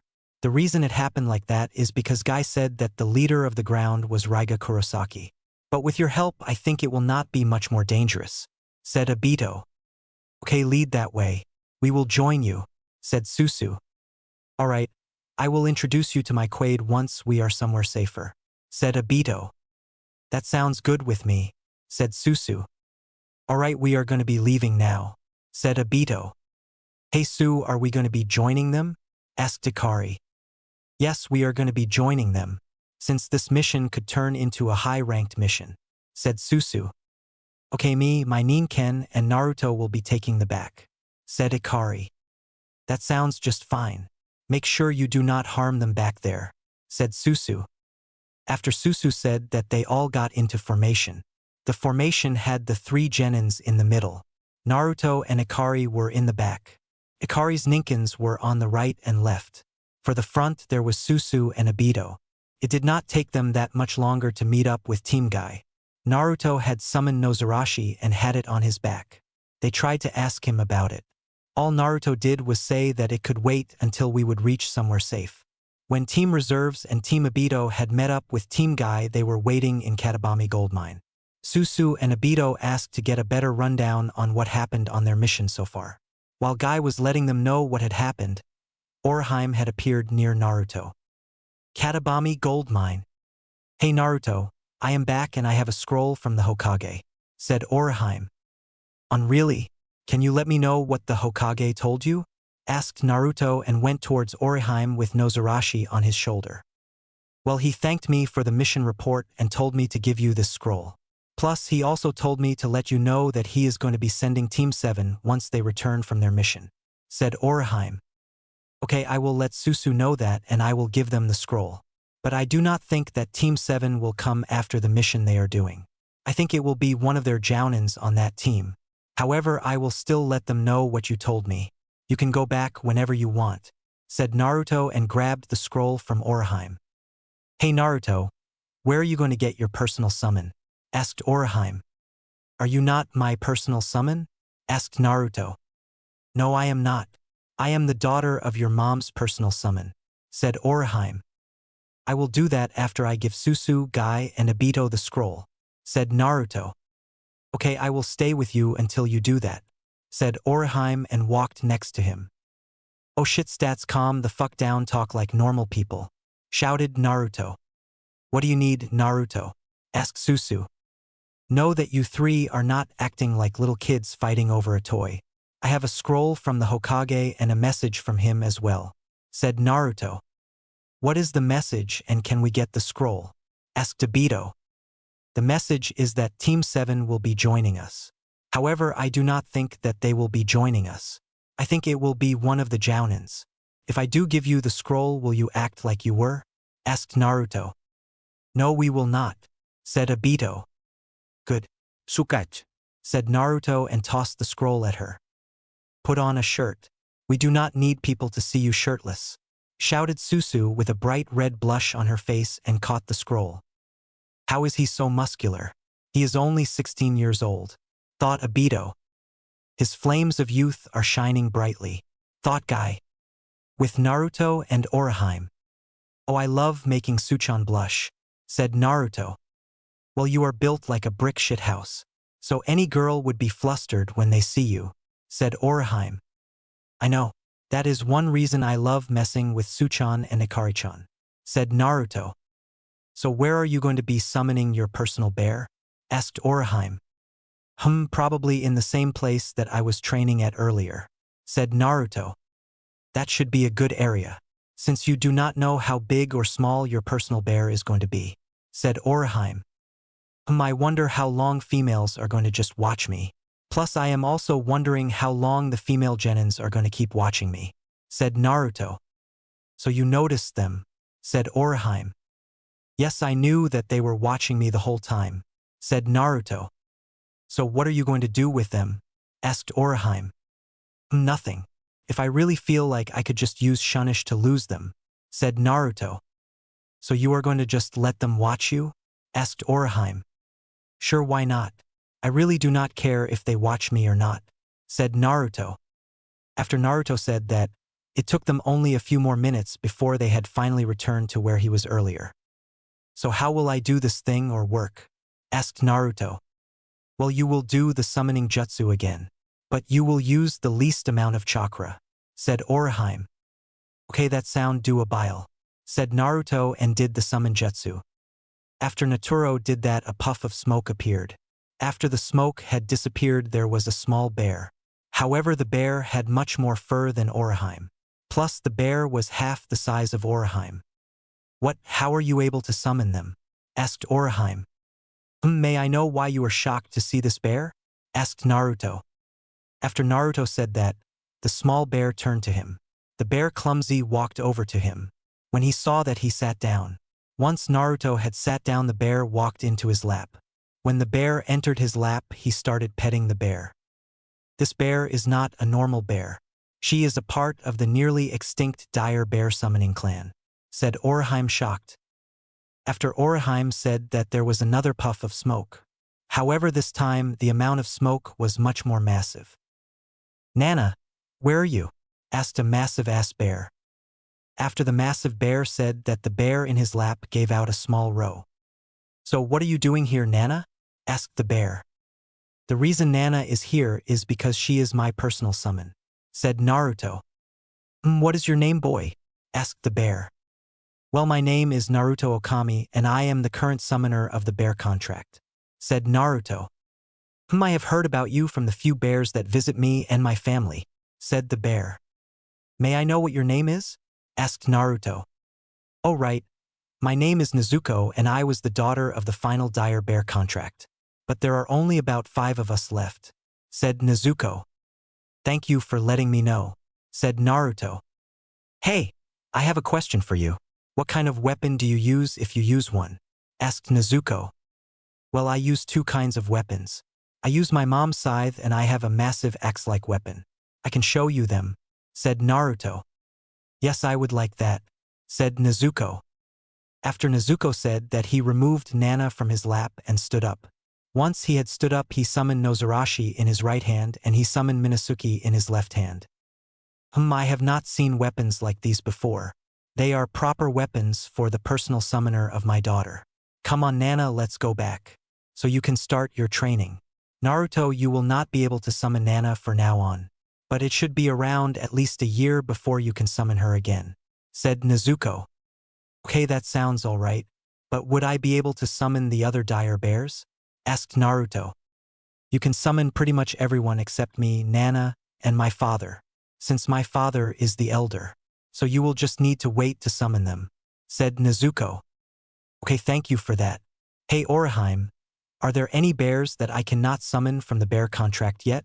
Asked Naruto. It is the same for the bears as well. So it is the boss and the elders. They will allow you to summon them once they think you are ready to meet them, said Orochimaru.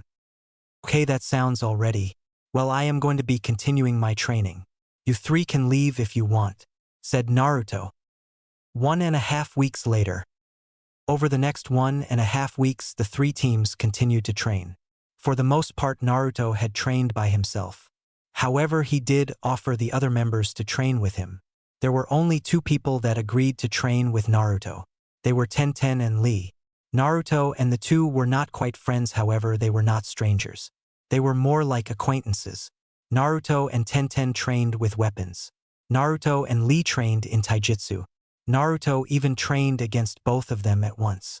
However, since Naruto had much more experience compared to the 2, he would always defeat them. Whenever Naruto was not training, he had set up some countermeasures for when Raiga and the thugs that worked under him would come. Seems like the fight is about to start, said Naruto. What do you mean? Asked Lee.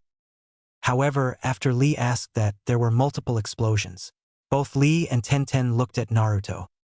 What did you do? Asked Tenten. Oh, I just set up enough explosive papers to destroy a small village or half of a medium village.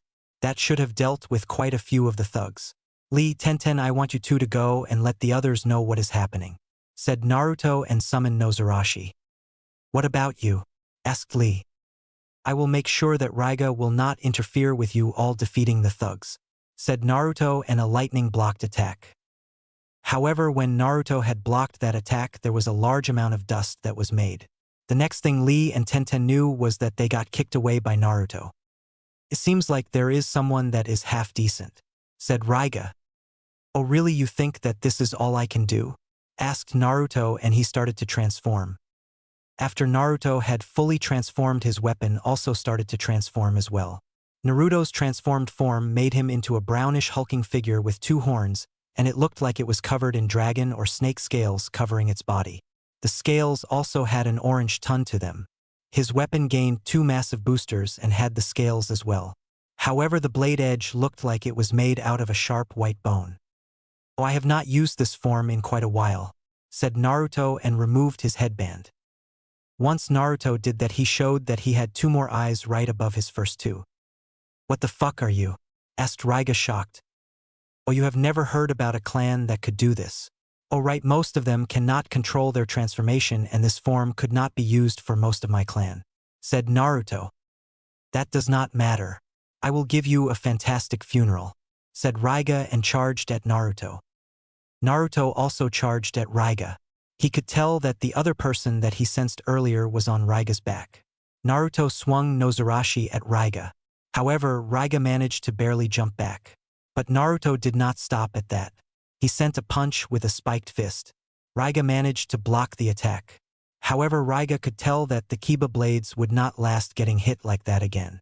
But he managed to make Naruto lose balance a little. Once he had done that, he took advantage of it. He charged at Naruto with the Kiba blades covered in a large amount of lighting chakra. This allowed Raiga to cut Naruto. The cut had started from the top of his abs on the right side and it stopped on his shoulder. This cut made Naruto stumble a little. However, this did not stop Naruto for long. He sent an attack at Raiga while using the boosters to give his blade more speed. This time Raiga did not manage to dodge the attack. However, Naruto's attack did not cleave Raiga in half.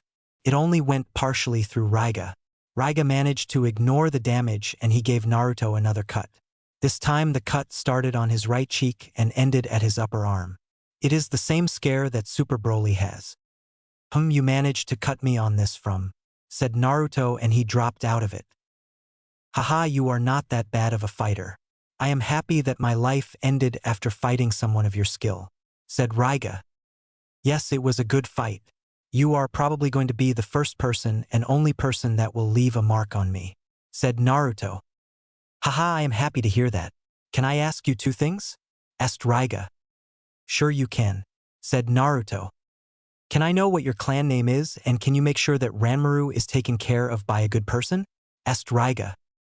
"I can do that. My clan name is the Okami clan, but they have forgotten it. But you may know them better as the Wandering Demons," said Naruto. "Oh, you are a part of that clan. I have never fought one of them before. But if you are a part of that clan and you are this strong, I would not like to fight a member of that clan with more training," said Raiga. "Rest now. You deserve it. I will also make sure that your swords get back to the Mist Village," said Naruto. "That would be nice. If you do that, I would like you to give them his scroll as well. It has the fighting style for it. Plus it also has some of the jutsus that I made for them. You can also seal the Kiba blades in it as well," said Raiga. "I will do so," said Naruto and Raiga had passed. Naruto had sealed the Kiba blades in the scroll. He also looked at the scroll that had the jutsus that Raiga had made, since he wondered what kind of jutsus they were. Once he was done with that, he also put it in the scroll. Then he sealed it in one of the seals he had on his belt. "Hey Ranmaru, do you want help out of that pack?" asked Naruto. "Yes, I would like that," said Ranmaru. "Okay, I will help you out of the pack," said Naruto and took Ranmaru. "Thank you for that," said Ranmaru. "You are welcome. Do you want to walk to the town?" asked Naruto. "I would love to, but I cannot walk," said Ranmaru. "Can I see if I can heal you? I may not be the best medical ninja, but I am better than most of the other people that know medical jutsus. However, I think that one of my summons might be able to heal you," said Naruto. "Really, you could heal me?" asked Ranmaru. "I might, but I do not want to get your hopes up too much. However, I might be able to get the best medic ninja in the world here. I do not know if she would come," said Naruto. "Thank you," said Ranmaru. After Ranmaru said that, Naruto's hands glowed green. Once his hands were glowing green, he placed them over Ranmaru's legs. This is more than what I can heal. Let me summon one of my summons to see if there is one that can heal," said Naruto and did the summoning jutsu. "Hey Naruto, what do you need?" asked Orochimaru. "Well, I am wondering if there are any bears that can heal?" asked Naruto. Well, I can heal. But there is only one other person that is slightly better at healing than me, and that is my mom. However, she is much bigger than me. She is about half the size of the boss summon, said Orochimaru. Well, can you try to lead Ranmaru? Asked Naruto. I can try, but I do not know if I will be able to, said Orochimaru.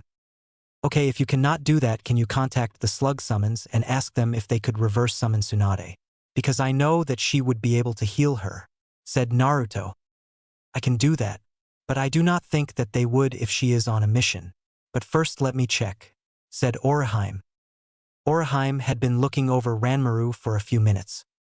I cannot fully heal him, but I think I should go ask the slug contract first. What about you? Asked Orochimaru. Oh, this I can heal it, but I do not think I will heal it, since these are probably going to be the only scars that I will ever get, said Naruto. Well then, can you at least patch it? Asked Orochimaru. I will do that after the fight is done, said Naruto. Fine, just make sure you do not die because of blood loss, said Orochimaru. I do not think that I will die because of blood loss, but I will make sure that I put a patch over the cuts, said Naruto. After Naruto said that, Orochimaru left. However, not long after she left, Kushina arrived. Are you alright, Naruto? Asked Kushina. Other than getting cut twice, I am fine, said Naruto. Let me heal you, said Kushina. Nah, I think I will let these become scars, said Naruto. Why would you do that? Asked Kushina. Well, this is possibly the only time that I could be a scar. Not many people would be able to cut me, said Naruto. But why? Asked Kushina. I do not mind having scars on my body, said Naruto. After Naruto said that, Tsunade appeared. Brat, how are you after fighting against a B-ranked ninja? Asked Tsunade. Auntie, I am doing just fine. Other than getting 2 cuts, I am fine. Since you are here, can you try to heal Ranmaru? Asked Naruto. Sure I can, but are you not going to heal your injuries? Asked Tsunade. Nah, like I told Kushina, I do not mind having scars on my body, said Naruto.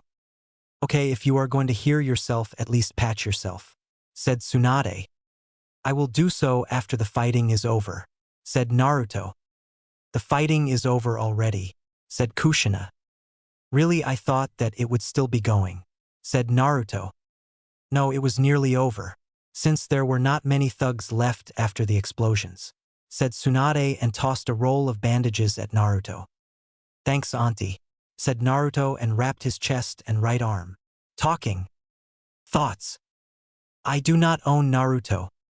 After the fighting at Katabami Gold Mine was over, Naruto sealed Raiga's body, so he could claim the bounty and to give him a proper burial. Once their business in the town, the 4 teams left. But once they got back to Konoha, they would be shocked by seeing something. 1 week later. Okay, you all can go home. If we need one of you, you will get summoned to the Hokage office, said Obito. Hey Suchan, if you want to have a spar with me after this, you know where I will be, said Naruto and left. After Naruto said and did that, the rest separated. However, Naruto was followed by Tsunade and Ikari. It did not take them to reach his house. When they got there, they saw that Makoto was there. Hey Aunt Makoto, what are you doing here? Asked Naruto. Well, I can hear because I was getting a little annoyed by Sasuke. Plus I wanted to see how you were doing after your mission, said Makoto. Well, I am doing just fine. My mission went with little to no problem. However, on my team's way back, I sensed a fight. We made sure that it was not going back. When we did see what was happening, Suchan decided to have us join them. From that fight, I only got cut twice. Other than that, I am fine, said Naruto. Really? What team did you end up joining? Asked Makoto.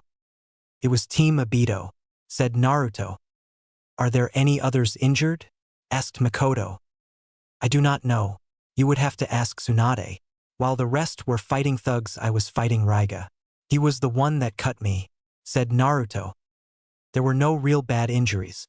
Other than a little exhaustion, a few minor cuts and chakra extension, they all were fine, said Tsunade. I think I will go and see how Sasuke is doing, said Makoto. That is fine with me, said Naruto. So where are you going to do your eye transplant?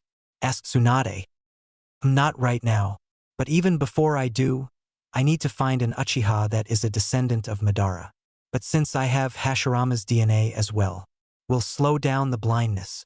Plus I have not really used my MS a lot, said Naruto. Right, I forgot about that, said Tsunade. I wonder if Minato is going to finally give me my promotion, said Naruto. By the way, how many times have you been suggested for a field promotion? Asked Tsunade. I do not know, but I know that it has to be at least around maybe 2,000 times, said Naruto. You should already be a jounin. Since, after a ninja getting 100 field promotion requests, the Hokage should have had you a test to see if you are worthy of the promotion. Or he should have sent someone he trusted on a mission with you so they could watch you. But if a ninja gets 1,000 field promotion requests, the ninja needs to be promoted to Chunin. The same thing happens when they reach 200 requests, and then again they should be promoted once again after another 1,000 requests, said Tsunade. Oh really? Then Minato has some kind of vendetta against me, said Naruto. I will talk with him, and if he does not give me a good reason, I will go talk with the Fire Daimyo about all of this. However, the next he comes around is going to be around the time of the Chunin exams, said Tsunade. After Tsunade said that Naruto threw Noarashi at a member of the Umbu that appeared in his house. However, he made sure that Noarashi would barely miss the Umbu member. How said you can enter my house with no permission? Or did my mom kill about 10 and injured 90 of the Umbu that had entered this house? Asked Naruto. I am one of the Hokage's personal Umbu. We can enter anywhere, said the Umbu member. Oh really? Were you a part of the personal Umbu team that Hiruzen had? If not, I will shatter your body and tell Minato that if he wants me, send one of Hiruzen's personal Umbu. If not, send them to my fucking door and have them knock.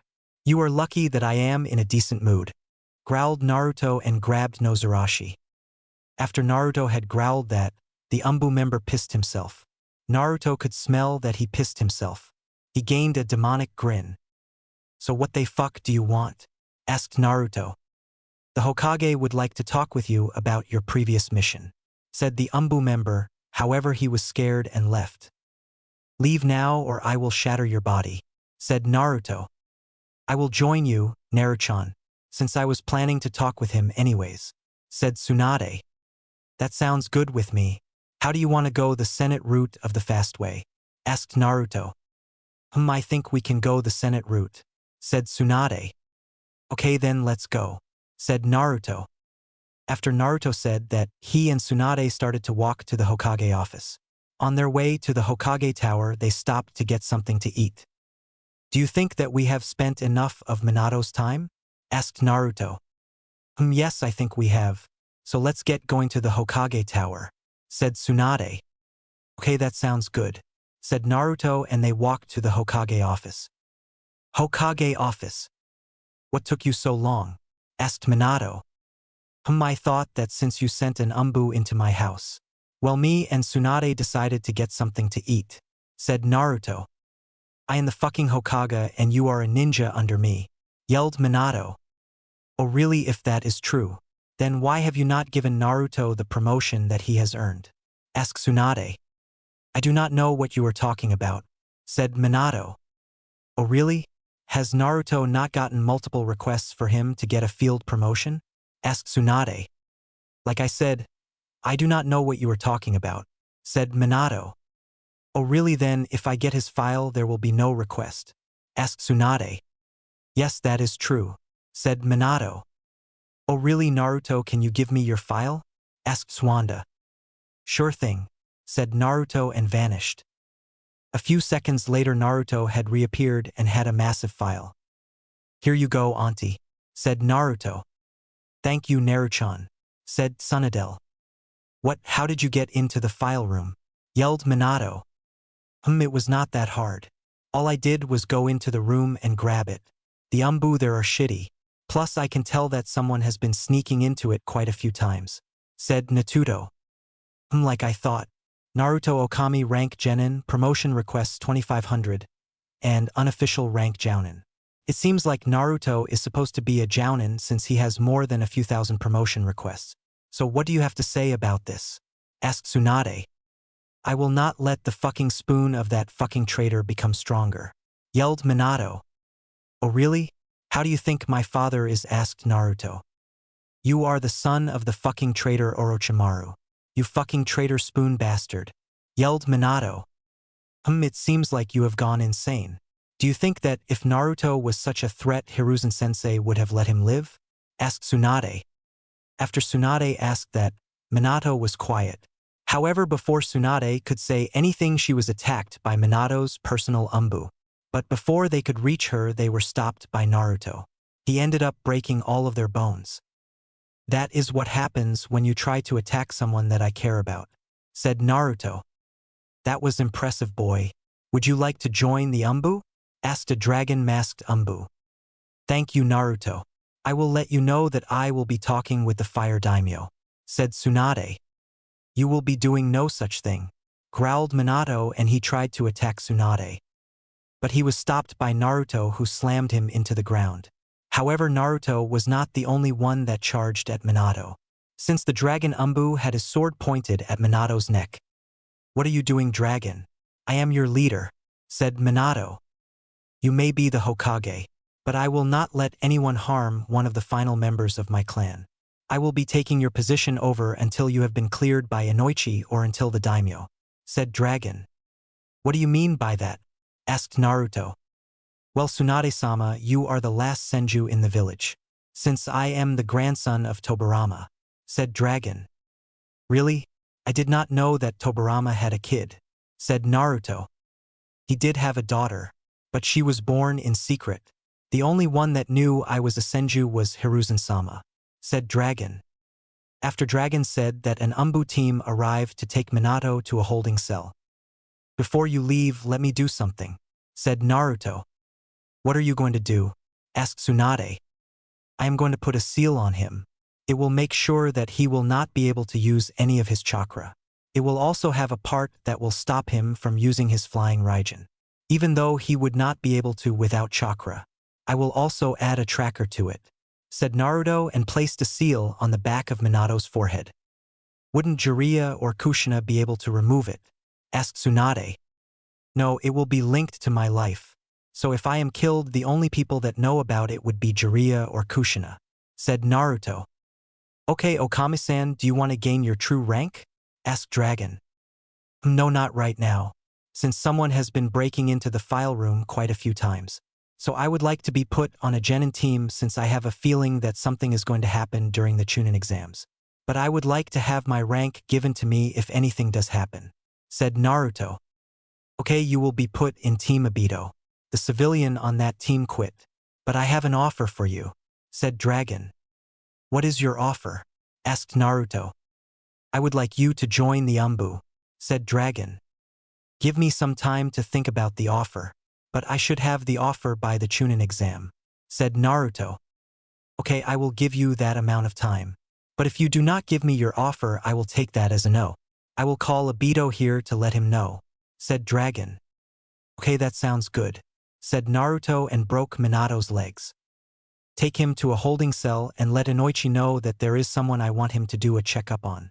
Plus make sure he will not die because of his broken legs, said Dragon.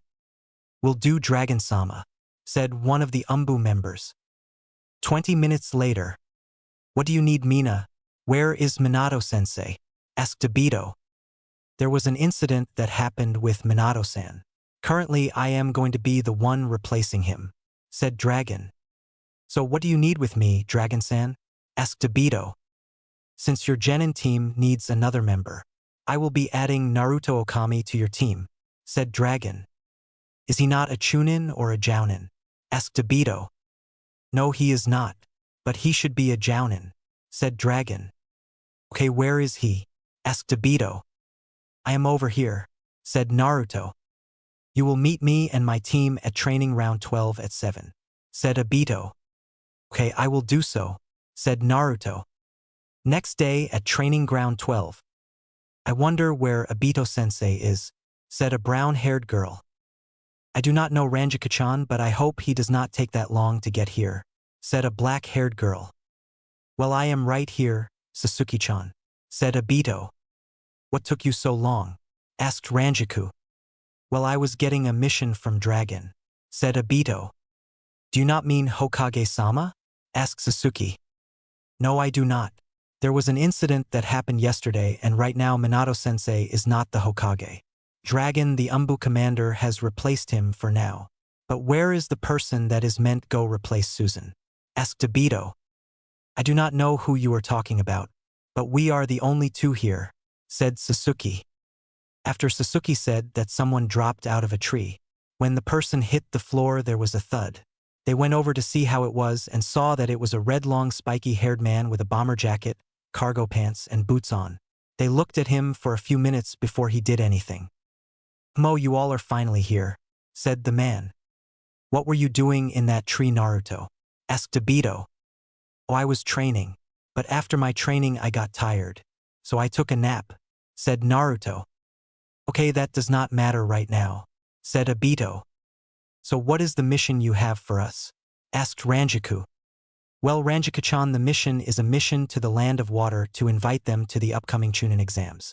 I have already suggested you all for the Chunin exams, said Obito. Isn't Naruto-san already a Chunin? Asked Sasuke. No, I am not. That is one reason the Hokage is no longer the Hokage right now, said Naruto. Really? Asked Ranjaku. Yes, there is a law about field promotions and Hokage ignored the law, said Naruto. Really then, what rank are you supposed to be? Asked Sasuke. Well, I am a genin, but my unofficial I'm a jounin, said Naruto. Really, you are the same rank as Obito-sensei, said Ranjaku. Yes, it is supposed to be my rank. So if you need help and I am not available you can see if Naruto can help you, said Obito.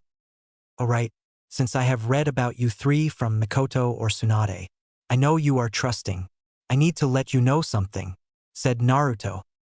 Well, if you can let us know this in about 10 minutes so we can have an hour to get our things for our mission, then you can let us know, said Obito. Well, I should be able to. Well, I do not just have one bloodline. I have a total of 7 true bloodlines and 1 pseudo-bloodline. The reason I have that many bloodlines is because my father is Orochimaru. I technically should only have 3 of them. They are the Uzumaki, Okami, and my pseudo-bloodline, said Naruto. What do you mean by Uzumaki bloodline? Asked Obito. Well, I am the son of Orochimaru and Mito Okami. But the egg of the person that was used for me was Kushina Uzumaki. So I am the son of Kushina Uzumaki as well, said Naruto. What are the other bloodlines you have? Asked Ranjaku. Well, I have the Senju, Uchiha, Kagaya, Arachnids, and the third and current Rakage's clan. I have awakened all of my bloodlines. I have also nearly mastered all of my bloodlines, said Naruto. Do you know how to use the Sharingan? Asked Obito. Yes, I do know how to use it. I was trained by Mikoto Uchiha to use it. Plus, I also have 3 Tomio Sharingan, said Naruto. I would like to see your other bloodlines, but I think that can wait until this mission is over, said Obito. Okay, that sounds good with me, said Naruto. Alright, you have an hour until we leave for our village, said Obito. Alright, but what gate will we meet at? Asked Naruto. It will be the south gate, said Obito. After Obito said that they all left the training ground. 1 hour later. Know that you all are here, let's get going, said Obito. What about Naruto-san? Asked Sasuke. I am right here, said Naruto and jumped off the gate. Alright, it should take us about a week to reach the Mist Village, said Obito. After Obito said that they headed out. 1 week later. Over the next week the trip for Team Obito was a simple and uneventful trip. Once they had reached the Land of Water they noticed that the atmosphere got very moist. However, when they got near the Mist Village it became really misty. Halt there, ninja. What is your reason you are here? Asked a gate guard. We are here to give Mei-chan an offer to join the Chunin exams, said Obito. Obito-sama, is that you? Asked guard 2. Yes, it is me. The team that I am with is my genin team, said Obito. You can go in and meet Mei-sama. She would be happy to see you after all this time, said guard 1. Me and my team will go to see her, said Obito. After Obito said that he and his team headed to the Mizukage's office. On their way to the tower, the civilians thanked Obito for stopping the previous Mizukage. Other than that, it did not take them that long to reach the tower. Once they reached the tower, they entered it and headed to the Mizukage's office. When they had reached the office, Obito knocked on the door. "Come in," said a female voice. They entered the room after she said that. "It seems like you are doing good work as the Mizukage, Mei-chan," said Obito. "It has been a while, Obito," said Mei. "Yes, it has been a while since we last saw each other," said Obito.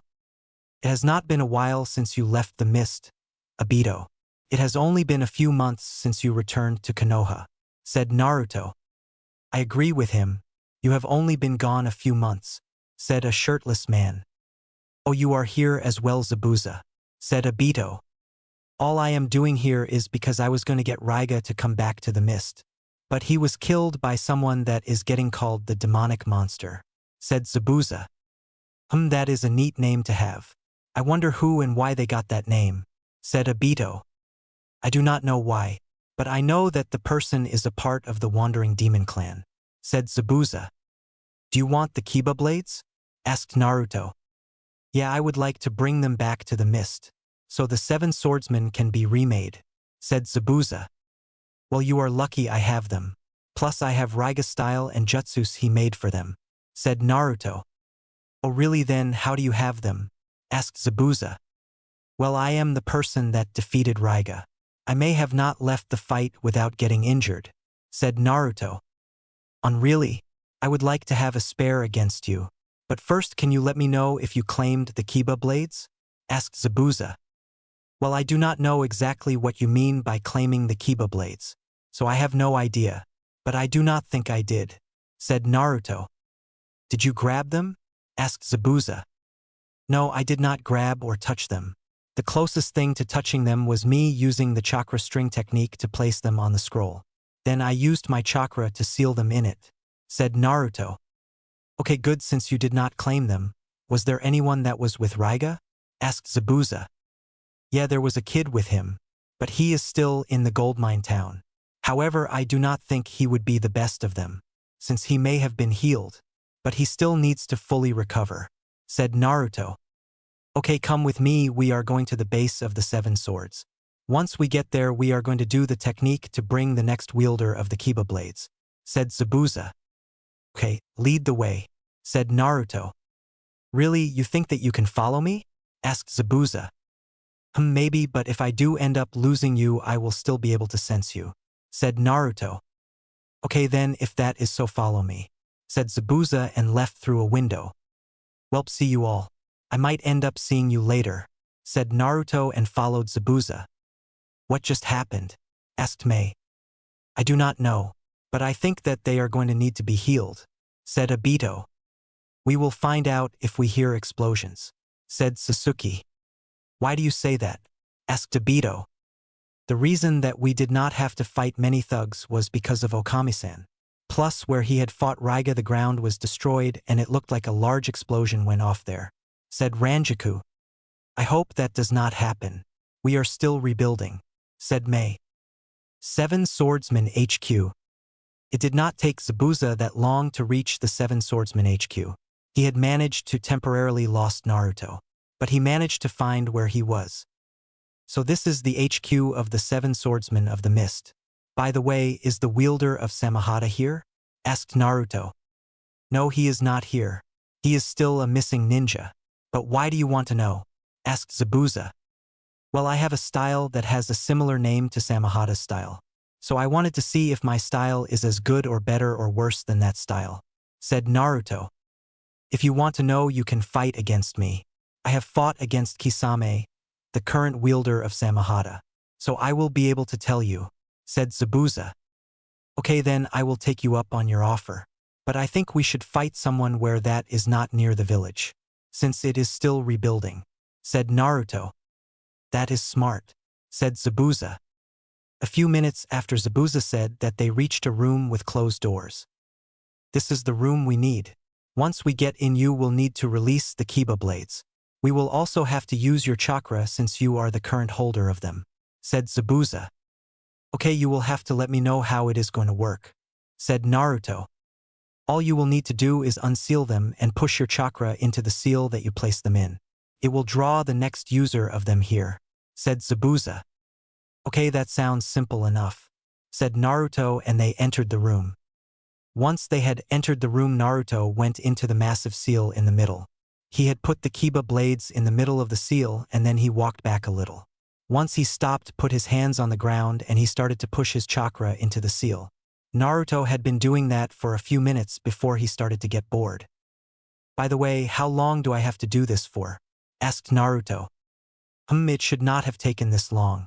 The only way it would have taken this long is if the person does not know where this is, said Zabuza, conferred. Could there be a chance that there are no possible users? Asked Naruto. No, that there is a user. If there was no possible user, then it would not have been activated, said Zabuza. Mizukage office. So how do you think will be the next wielder of the Kiba blades? Asked Obito. I do not know, but it should not have taken this long for them to get there, since every civilian knows how to get there. So either the person is not in the village or they do not know where to go, said Mei.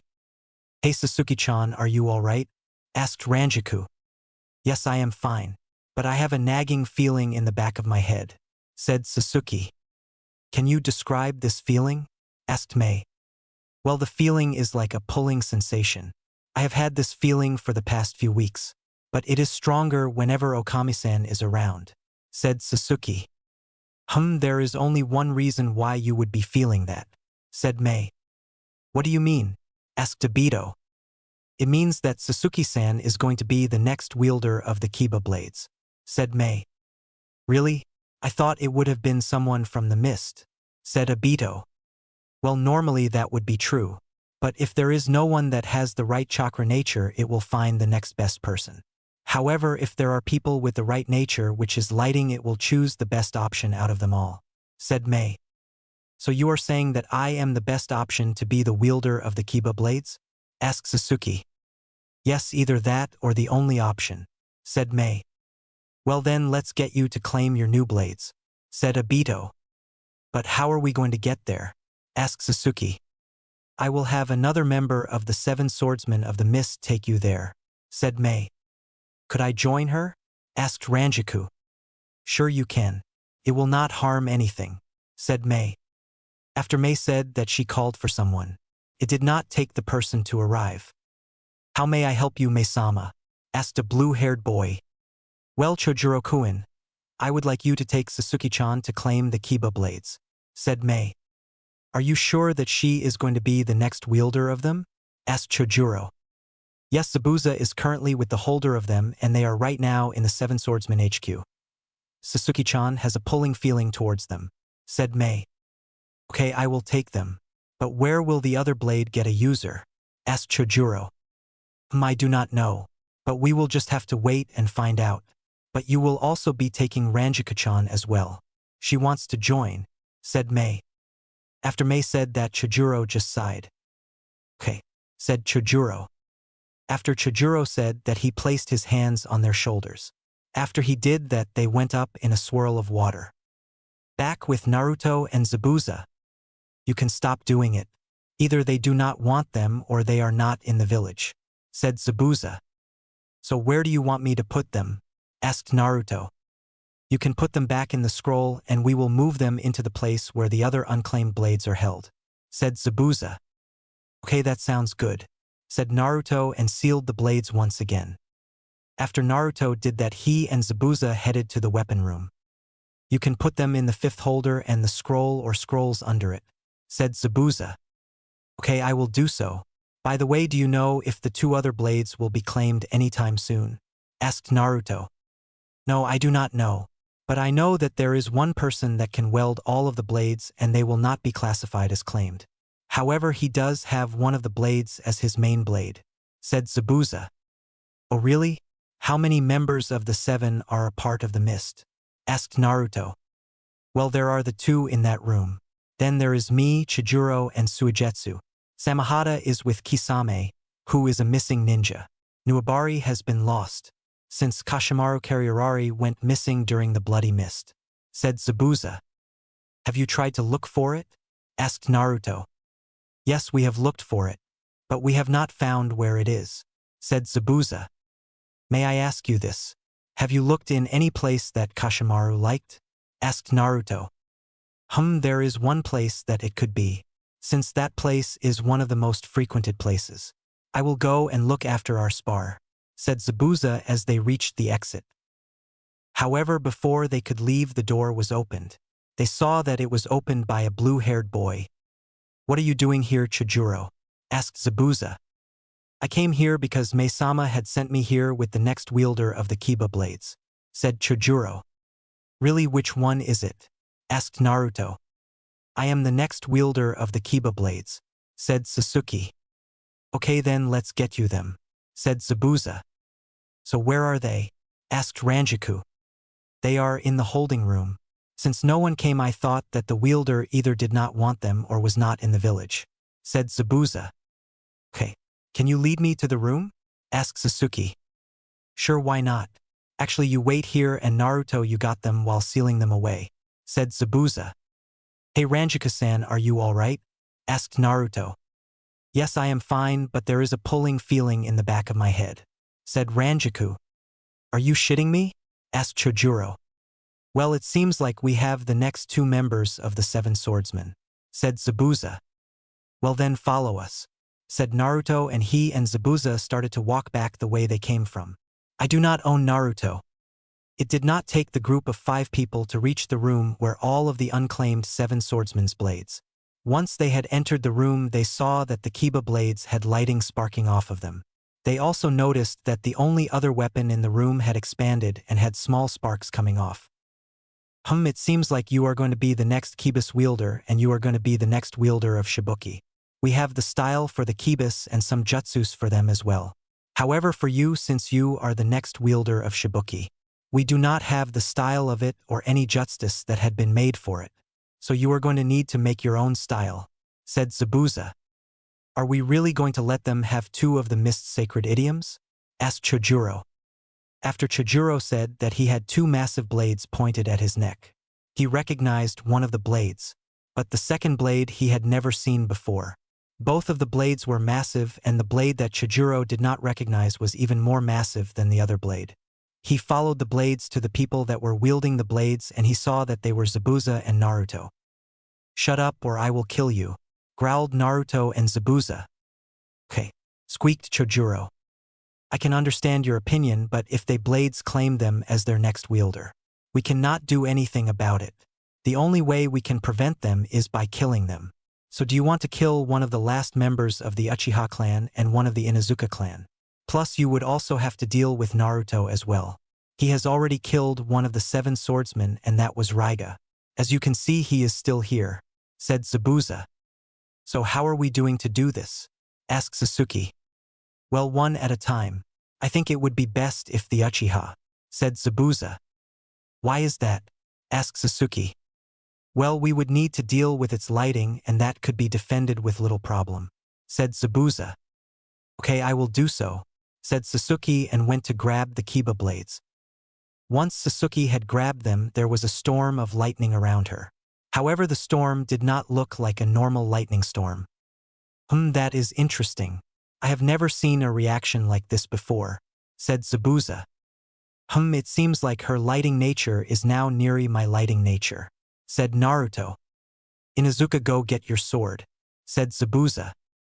Okay, said Ranjaku, and she went towards Shibuki. While Ranjaku did that, Sasuke joined back with the group. When Ranjaku grabbed Shibuki, there was a storm again. However, this time it was a storm of explosion.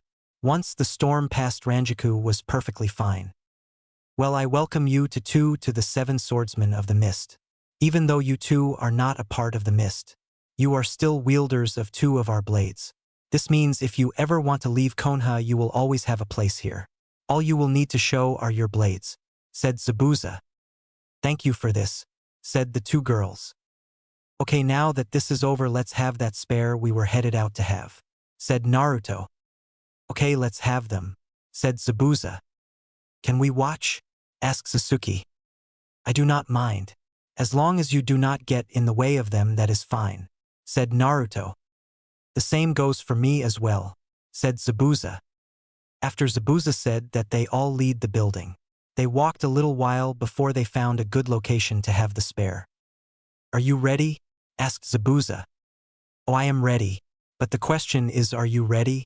asked Naruto and unsealed Noarashi. "Oh, I am ready. But I would like to know what your style and who made your weapon and style is called?" asked Zabuza. "Well, my style is called the Dancing Demon and my weapon is called Noarashi. But I do not think I will let you know the maker of my weapon was. However, I will let you know that he is in the land of iron," said Naruto. After Naruto said that, they both charged at each other. Once they two reached each other, they clashed with their blades. When they clashed, there were a large amount of sparks and there was a large amount of air. You are not that bad," said Zabuza. However, before their fight could continue, they were stopped by a swirl. "I think that is enough of you two," said Obito. "Really just had to stop our fight before it could even really start?" asked Naruto. "Yes, May has given me her answer if the mist is going to join the Chunin exams," said Obito. "Fine, it seems like our fight will have to wait for an opportunity comes up," said Zabuza. "So who is the team that is going to join us?" asked Naruto. "It will be Zabuza's team," said May. "Really, I was going to see if I could find Nuabari," said Zabuza. "Well, you can let me know and I can have a squad check," said May. "That will not work since Kushimaru is a crafty bastard. He surely has made traps there," said Zabuza. "Well, then your team can join my team, while you go and see if you can find Nuabari," said Obito. That is doable. Chojuro, go get your team and meet Obito and his team at the West Gate. However, you have an hour before you all will need to leave," said Zabuza. "Will do, Zabuza-sensei," said Chojuro and went up in a swirl of mist. "Well, it seems like I can leave now, but it seems like I will have to wait to see how my team does," said Zabuza. 1 hour later. "Where are they?" asked Ranjaku. "I do not know, but I have a feeling that Okami-san is somewhere around us. However, Zabuza's team seems like they are arriving," said Sasuke. "Sorry we took so long," said Chojuro.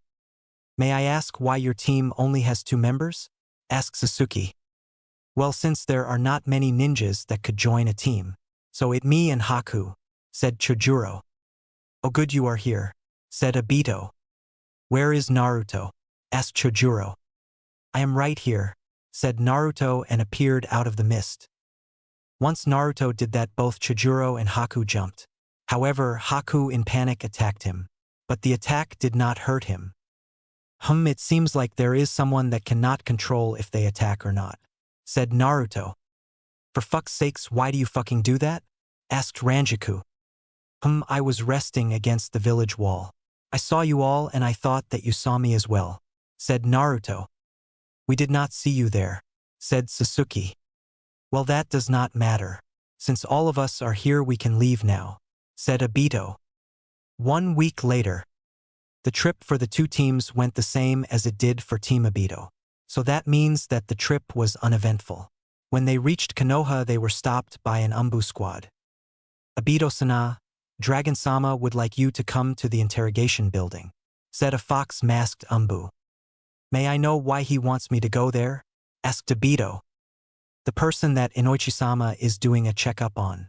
It was found out that the person was under a Sharingan Genjutsu. We asked Mikoto-sama to see if she could dispel it, but she could not," said Fox.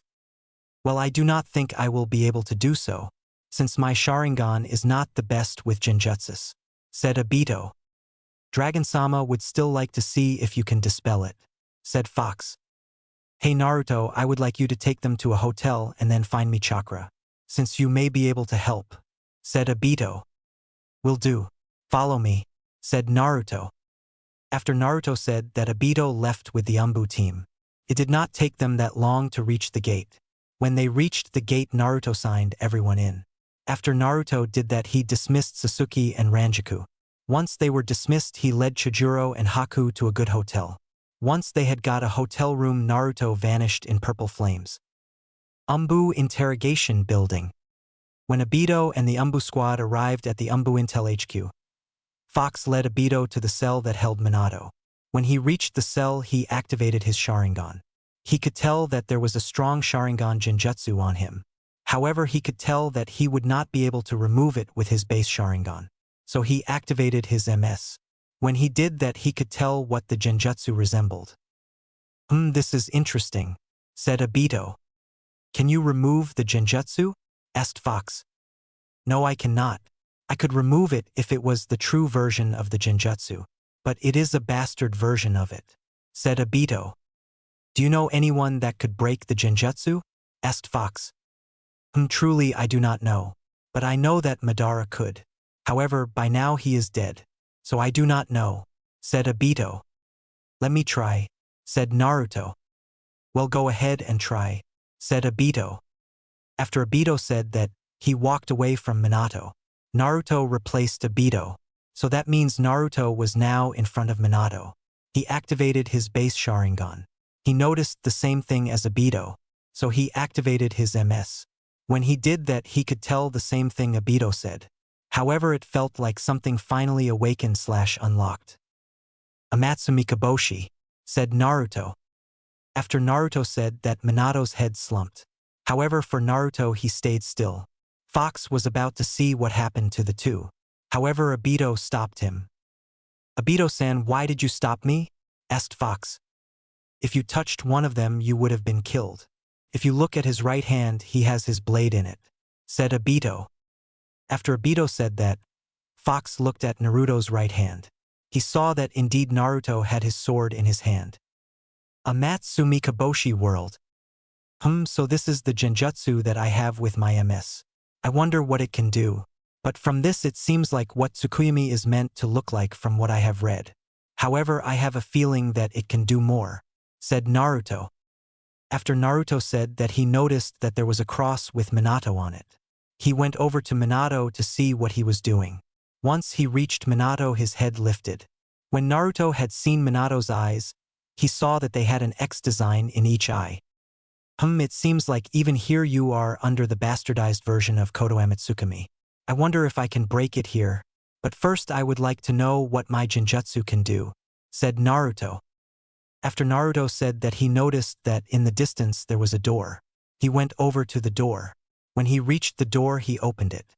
Once the door was opened, he saw that it was full of memories. Not many of the memories intrigued him. However, two of them intrigued him the most. He went to the first memory. The memory showed that Minato had an affair with someone with bright pink hair. That was all Naruto could tell. He left the memory and quickly left the memory. The next memory showed that Minato was visited by a masked man with one eye hole. In the memory, the single eye had the same pattern in it. It seems like this is the person that put Minato in the bastardized version of Konoha Mitsukami. Now that I know what it can do, or at least the basics of it, I think I will break Minato out of it, said Naruto and went back to Minato. Once Naruto had reached Minato, he placed his hand on Minato's head. Once his hand was on Minato's head, there was a large amount of chakra that moved through it. After the chakra passed over Minato, his eyes lost the X pattern. What happened? Where am I? Asked Minato.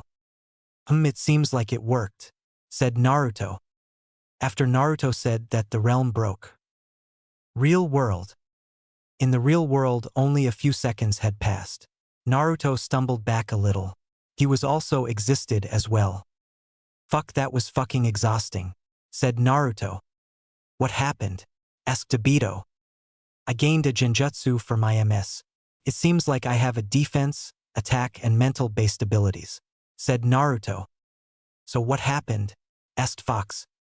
He was under a bastard version of Konoha Mitsukami. It is a Sharingan Genjutsu. I managed to break it, but he might need to be healed. Since I just unlocked my Genjutsu, I do not know what it will do, said Naruto. I will get Snake, said Fox. I will see if I can do anything about it, said Naruto. I do not think you have enough chakra to do so, said Obito. After Obito said that, Fox returned with a snake-masted Umbu. Once they returned, Snake went over to Minato to see what she could do. I will not be able to fully heal Minato-sama, but I should be able to start healing now. However, once Tsunade-sama gets back, I think she should come and heal him, said Snake. Okay, that sounds good. I will let Dragon know about this, said Fox. I think me and my student will leave, said Obito. However, before they left, another Umbu arrived. This Umbu had a cat mask. Naruto, what are you doing here? Asked Cat. I just broke Minato out of the Genjutsu he was in, said Naruto. Really, I never thought that something like that would happen, said Cat. Well, normally it would not have. But I gained a Genjutsu for my eyes, and since I barely unlocked it, took a lot of chakra out of me to use it. Since it was a bastardized version of that Genjutsu, said Naruto. Took more chakra to break it. Do you want me to take you home? Asked Cat. Sure you can. You and your squad are one of the few Umbu squads that are let in my house, said Naruto and fell asleep. I have not seen Naruto. This existed in quite a few years, said Cat. Well, it seems like he is fine, said Obito. After Obito said that he and Cat both left. When Cat reached Naruto's house, she placed him on the couch. Before Cat could leave, Naruto woke up. That was a good nap, said Naruto. Oh, you are awake, Naruto, said Cat. Yep, Yamkat, said Naruto. So what are you going to do? Plus, you can also just call me my name, since you and my quad are the few that know my name, said Cat.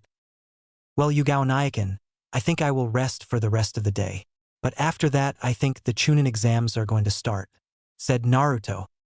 Well, you do that. I heard a rumor that is going around that Dragon offered you a position in the Umbu. Is that true? Asked Yugao. Yes, that is true. I think I am going to take him up on it. If you see Dragon before I do, can you let him know that? Asked Naruto. I sure can. Plus, me and my squad are going to meet him, since we are going to be doing a mission, said Yugao. Okay, that sounds good and thank you, said Naruto and laid down. After Naruto did that, Yugao left. He spent the next few hours of the day doing nothing. Next day. When the next day came, Naruto met up with Sasuke and Ranjaku. Once they all had met up, they went to the academy, since that was where the first part of the Chunin exams was going to happen. On the second floor, they noticed that there was a group of people on it. Plus, they also sensed a Genjutsu over the room with the group of people. Sasuke was about to say something about it. However, Naruto stopped her. Sasuke asked why he stopped her. What floor are we on? And once you remember what floor on, then think about why this would be happening, said Naruto. We are on the SEC. Oh, I see why. This is to get rid of anyone that cannot see through the Genjutsu. But why do you not want me to let them through? Asked Sasuke. If they cannot see through this, then they do not deserve to become a Chunin, said Naruto. Oh, I see, said Sasuke. Least head up and see Obito, said Naruto. What, Obito-sensei is here? Asked Ranjaku. Yes, he is here. He is most likely waiting for us, said Naruto and went up to the stars, then up them. Once they reached the third floor, they were met by Obito. Oh good, you three are here, said Obito. Yes, we are here, said Naruto. There was some kind of speech that I was meant to tell you, but I forgot what it was about. However, I would like to tell you three to do your best and beat anyone that tries to fight you, said Obito. Okay, we will do so, Obito-sensei, said Sasuke. However, while that was happening, Naruto headed to the door for the room. Once Naruto had reached the door, he leaned against the wall. Are you done with that? Asked Naruto. You two better join Naruto, said Obito. After Obito said that, they both went over to Naruto. Once they reached where Naruto was, Naruto had gotten off of the wall so he could open the door. However, before he opened the door, he stopped. Are you two ready for this? Asked Naruto. No, not really, said Sasuke. Well, I am not that surprised to hear that. Not many people are ready for something like this. Just remember, if you have any questions, you can ask me. I may not know much about this since I never did anything like this, but I will try my best to answer or help you, said Naruto and opened the door. Once Naruto had opened the door, they felt some ki. For them, it was not much because Obito made sure that his students. But since Naruto had been a ninja for quite a few years, he was used to it. Plus, his mom made sure that he was used to ki as well. It seems like they are trying to intimidate us, said Naruto. After the first stage of the Chunin exams. The first stage of the Chunin exams went the same as in canon. But instead of Naruto motivating everyone, it was Menma. When Anko arrived, she noticed that Naruto was sleeping on his desk. "Oh, looks like we have someone that thinks he is hot shit," said Anko. After Anko said that, she threw a kunai at him. However, it was cut in half and Naruto disappeared. Everyone was confused with what happened. However, the door next to Ibiki. The first part is over?" asked Naruto. "How did you leave without any of us noticing?" asked Ibiki. "It was not that hard. I stood up and made a clone. My clone sat back down. I walked right past you and I told you that I was leaving," said Naruto. However, while they were talking, Anko got annoyed, so she tried to cut him. However, she was not able to cut him. "Are you done trying to cut me?" asked Naruto. "I want to try your blood," said Anko. "That will not happen. Only one person has ever managed to cut me. He may have not been the only person that has injured me. But they injured me when I was younger, and that was my mom, Sarutobi, and Sarutobi's personal umbu squad," said Naruto.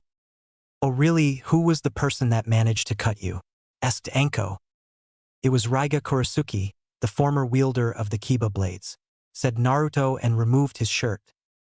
When Naruto had done that, pretty much every girl blushed. However, they also saw the scars on his chest, arm, and face. Once he had done that, Anko tried to stab him in the chest. However, all the blade did was bend on his body. "Like I said, you will not be able to manage to cut me," said Naruto. "Anko, just let them know where and when the next stage is going to happen," said Ibiki. "Fine, I will, party pooper," said Anko. "The second stage is going to happen tomorrow in the Forest of Death," said Anko and left. "Well, it seems like this is over. Hey Sasuke, Ranjaku, do you two want to get something to eat?" asked Naruto. "Sure, why not?" said Sasuke and Ranjaku. "Okay then, let's get going. I might have just finished eating, but I could go for some more food," said Naruto. "Your stomach is a fucking black hole," said Ranjaku. "Well, sorry that I have a high metabolism. My metabolism is fast enough that I can burn poison from my body. That is if poison ever enters my body," said Naruto. "I would not be surprised if you eat food that has been poisoned. You would be just fine," said Sasuke.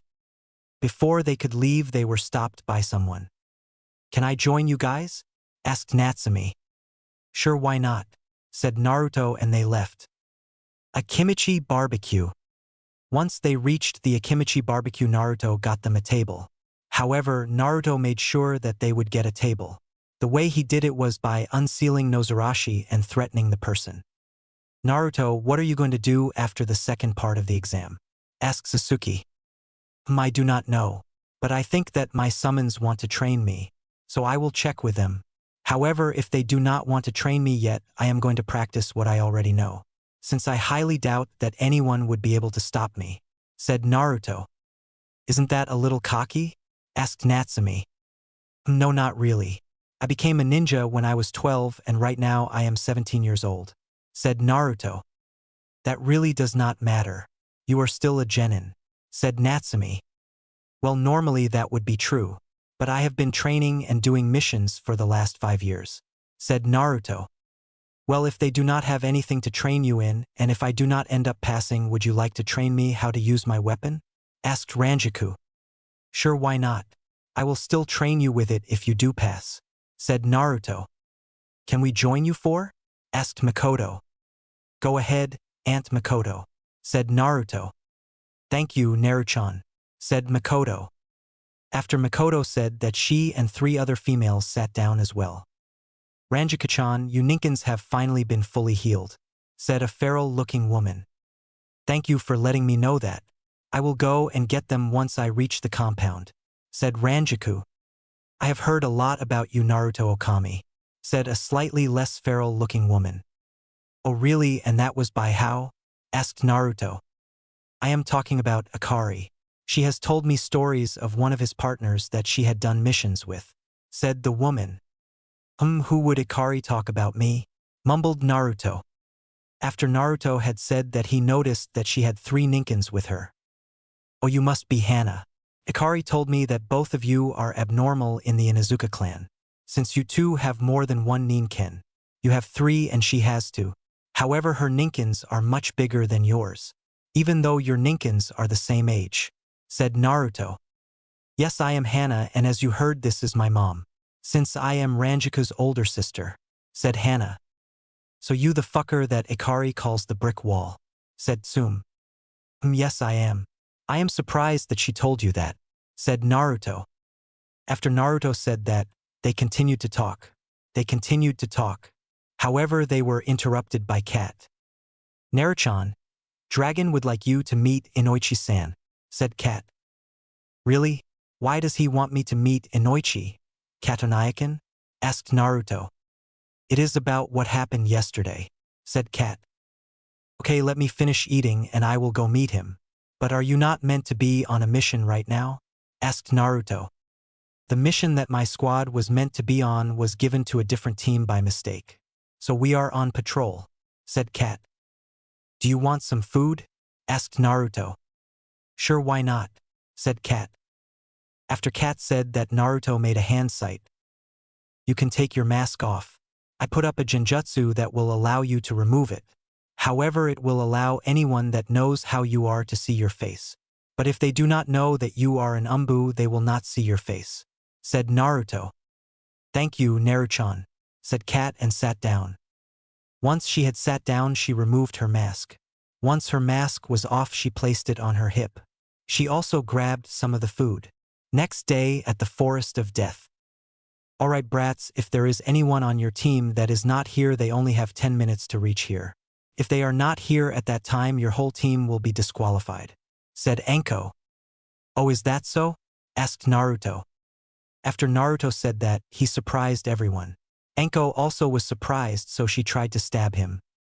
It seems like you are still trying to cut me, said Naruto. Fuck you, brat. I am gonna find out how to fucking stab you, growled Anko. After Anko said that, he went over to his team. Once he reached his team, they both had a deadpan look on their faces. What? Asked Naruto. When are you gonna stop doing that? Asked Sasuke. I do not know what you're talking about, said Naruto. Oh really, your habit of just appearing out of nowhere. You are going to end up killing someone by doing that, said Ranjiku. Well, it is a habit, but people will get used to it soon or later. If they do not like it, they can try to make me stop. Or I will stop doing so if they manage cutting me, said Naruto. The second option will never happen. Hell, Obito-sensei cannot even cut you. The only person that I know that has cut you is Raiga, and he had the sharpest blades of the mist, said Sasuke. Oh, do not be so bitter, Sasuke-chan. You and Ranjiku-chan both have got used to it. Hell, I have heard that you both have improved your special awareness, said Naruto. That may be true, but we do not need to have you fucking scar us each time we are meeting up, grumbled Ranjiku. Oh, do not be so bitter. You might thank me for doing this later in your life, said Naruto. Alright, I decided to get rid of any team that is not fully here. Alright, I will let you know what will happen, said Anko. After Anko said that, she explained the second part of the exam. She also made Naruto pass out waivers. Once all that was done, each team that was not removed by Anko got the scroll they needed. When they had the scroll they were going to take, they went to one of the gates. Gate 15. Alright, to let you two know, I have been in this forest a few times, so I will be able to navigate us to the tower. But we first need to get the Heaven Scroll since we have the Earth Scroll, said Naruto. Okay, that will make navigating simple. But we need the scroll like you said, said Sasuke. After Sasuke said that, the gate opened. They entered the forest. A few minutes after they entered the forest, they stopped in a clearing. So what do you two want to do, since we have a team coming for us, said Naruto. I think we should first deal with the team that is coming for us first, said Ranjiku. Alright, let's hide, said Naruto and vanished. After Naruto said and did that, they also hid themselves. A few minutes after they had hid, the team that was following them arrived. Where are they? I heard that Naruto person had a weapon. I would not mind having that weapon, said a male. I do not know, but I did sense them here, said a female. Plus there is also an Uchiha and Inuzuka that I would not mind having A2 with, said a different male. "We are right here," said Naruto and appeared out of thin air. After Naruto did that, he dealt with the two males. The female tried to escape, but she was stopped by both Sasuke and Ranjaku. Naruto went through the belongings of one of the males. He also threw the second male towards Ranjaku, since Sasuke was going through the female's things. It took a few minutes to finish going through their things. "I found their scroll. They had the scroll we needed," said Ranjaku. "Alright, do you want to keep it on you?" asked Naruto. I think it would be best if you kept it," said Ranjaku and tossed the scroll at Naruto. Naruto had caught it with little problem. "Alright, do you two want to get out of here now or tomorrow?" asked Naruto. "I think it would be best if we leave as soon as possible," said Sasuke. "The same goes with me as well," said Ranjaku. "Hey Naruto, is there something wrong?" asked Sasuke. "I think that Natsume's team is getting attacked by someone that is way above their level," said Naruto. "So what are we going to do?" asked Ranjaku. "I am going to make a clone and you two are going to follow it. I will go ahead since I can tell that the only one left is Natsume and she is struggling against them. I do not know how they are getting attacked by, but they have at least the same chakra level as Obito, so that means they have at least mid-Kage chakra level. Plus their chakra is dark," said Naruto and made a clone. After Naruto had made the clone, he rushed off. "Alright, lead that way," said Sasuke. "Okay, I will make sure that I do not go too fast, since I do not want you two to get lost on the way," said clone Naruto. "Alright," said Ranjaku. With Naruto. It did not take Naruto that long to reach where Team 7 was. When he reached there, he saw that the only person that was still awake was Natsume. However, he also noticed that the other person had a half-burnt face. The person with a half-burnt face was currently rapping Natsume. Naruto did not notice that at first. But once he released what was happening, his head shot back to see what was happening. Once he noticed, he felt something snap. "This fucking bastard. I am going to fucking kill him," growled Naruto. After Naruto said that, he rushed at the half-burnt face man. However, that man had pulled up his pants, but before he stood up, he pulled out a nettle. Once he got the nettle out, he injected it into a cut that was on Natsume's gut. While Naruto was rushing at the person he had unsealed, Noarashi. Once Noarashi had been unsealed, he threw it at the man. However, the man managed to jump back. "Oh, it seems like someone interrupted our fun," said the man. "And Naruto-san, I is teach that why you?" asked Narumi. "Do not worry, Narumi-chan. I will make this fucker pay. No one will fucking harm my sister and get away with it," growled Naruto. After Naruto said that, he unsealed Minazuki. "Oh, I never knew that the Hokage had 3 kids," said the man. Naruto did not answer him. He charges at the man and viciously slammed Minazuki where he once was. However, the man was able to dodge out of the way. But he did not dodge it without getting hit. "You are going to fucking regist letting Minazuki get your blood," said Naruto while gaining a demonic grin. "Oh, and why is that?" asked the man. After he said that, his body tensed up and Minazuki started to change. It changed from having 3 blades to having 1 massive blade. On the end of the blade, it had something dripping off it. When the liquid fell on the ground bubbled. Minazuki's color also changed. It went from its black to the color of blood. "What did you do?" asked the man. "Oh, I did nothing. It was just you, Orochimaru. You allowed Minazuki to get a sip of your blood and she wants more," said Naruto. "What? How do you know how I am?" asked Orochimaru. "It was not that hard. You are the only person that I have never sensed before. Besides your sound ninjas, plus your spies, I will make sure to deal with them," said Naruto and pierced Orochimaru in his chest. However, Orochimaru managed to survive getting pierced through the chest. The way he managed to survive it was by regurgitating into a new body. "Oh, it seems like you can fucking still do that fucking bullshit," growled Naruto. "I do not know how you are, but I think I will be leaving no," said Orochimaru and was going through some hand signs. "You are not going to leave," growled Naruto and charged at Orochimaru. By the time Naruto reached, Orochimaru had finished the hand signs. However, before Orochimaru had disappeared, Naruto sliced his arm off. When the arm hit the ground, he turned back.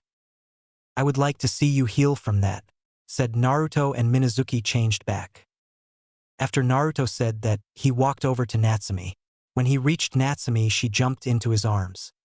Thank you, cried Natsumi. You are welcome, Natsuamato, said Naruto and hugged her. They continued to hug for the next 5 minutes. While they were hugging, Naruto had made 3 clones to check up on her team. 2 of his clones noticed a seal in Menma and Sasuke. Do you think you will be fine for now, since my team is about to reach us? Said Naruto. No, but I should be good for now. But can you tell me what you mean that I am your sister? Asked Natsumi. Yes, I can answer you that, but that can wait for now, said Naruto. Okay, whispered Natsumi. Just to let you know, if you want help then you can come to me, said Naruto and separated from Natsumi. What happened? Asked Sasuke. I fought the person. However, he left. I also made sure that Team 7 was doing fine, said Naruto. So what are we going to do? Asked Ranjaku. We are going to make sure that they reach the tower, said Naruto. We cannot go to the tower. My test does not have any of our scrolls, said Natsumi. You do have it. I took the scrolls that the person that attacked you had. He had the heaven and earth scrolls, said Naruto. Okay, I do not mind that, said Sasuke. I will take Natsumi and Menma, said Naruto, and picked up Natsumi and made a clone that picked up. I will take my brother, said Sasuke. That leaves me with Sakura, said Ranjaku. After they all had the person that they would take, they headed to the tower in the middle of the forest. It did not take them long to reach the tower since they had Naruto.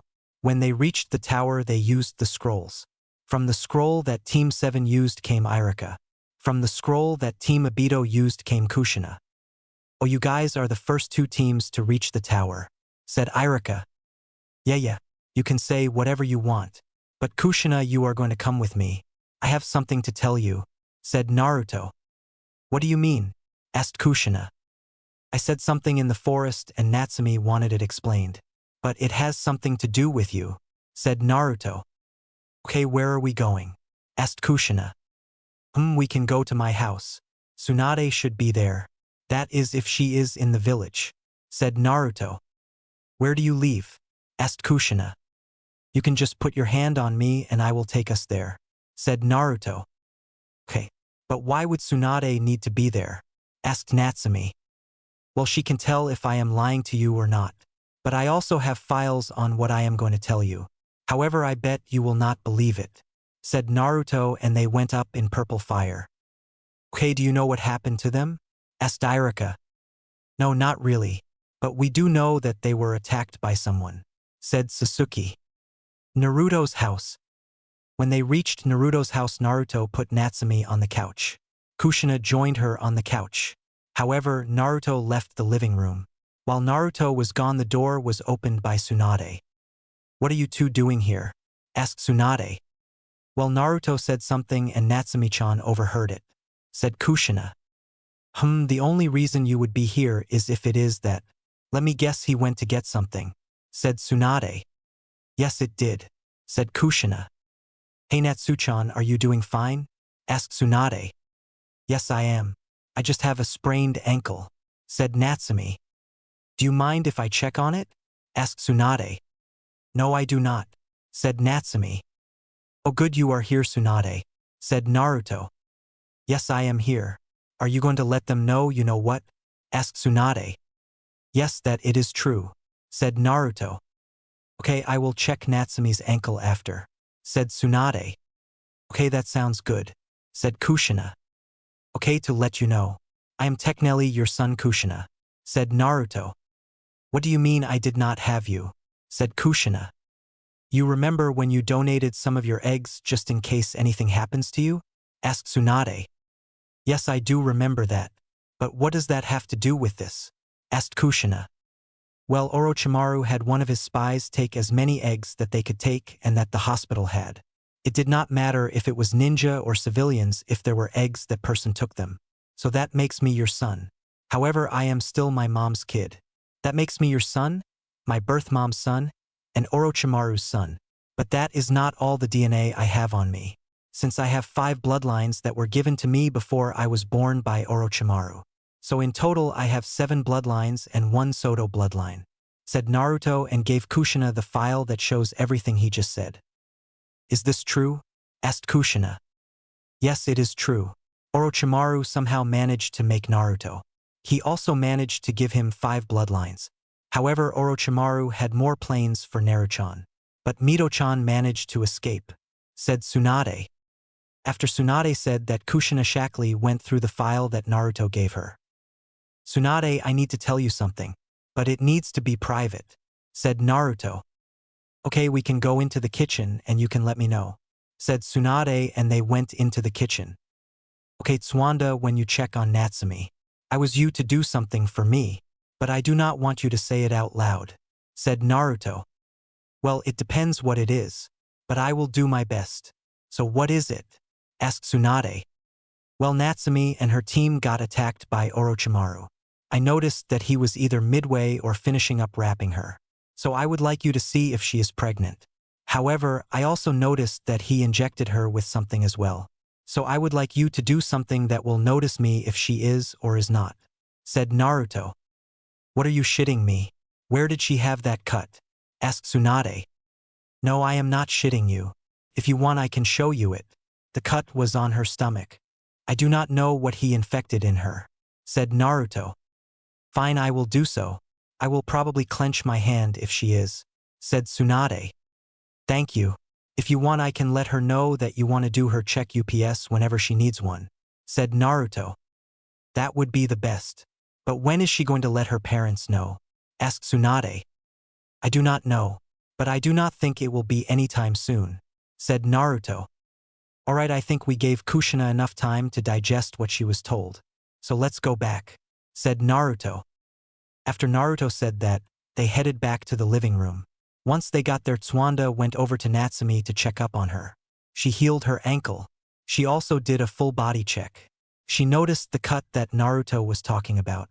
She healed it as well, plus a few other bruises that she had. While he was doing that, she did a jutsu that would allow her know if someone was pregnant or not. She found out that Natsumi was indeed pregnant. Naruto noticed that she clenched her fist. "Shit, this is fucking situation is fucking shit," thought Naruto. Unknown to him, his eyes changed into his Sharingan. However, instead of spinning the normal way, they spun backwards. "Thank you for letting me know all of this," said Kushina, shocked. "You are welcome. You can come back whenever you want. If you want to, you can keep the file.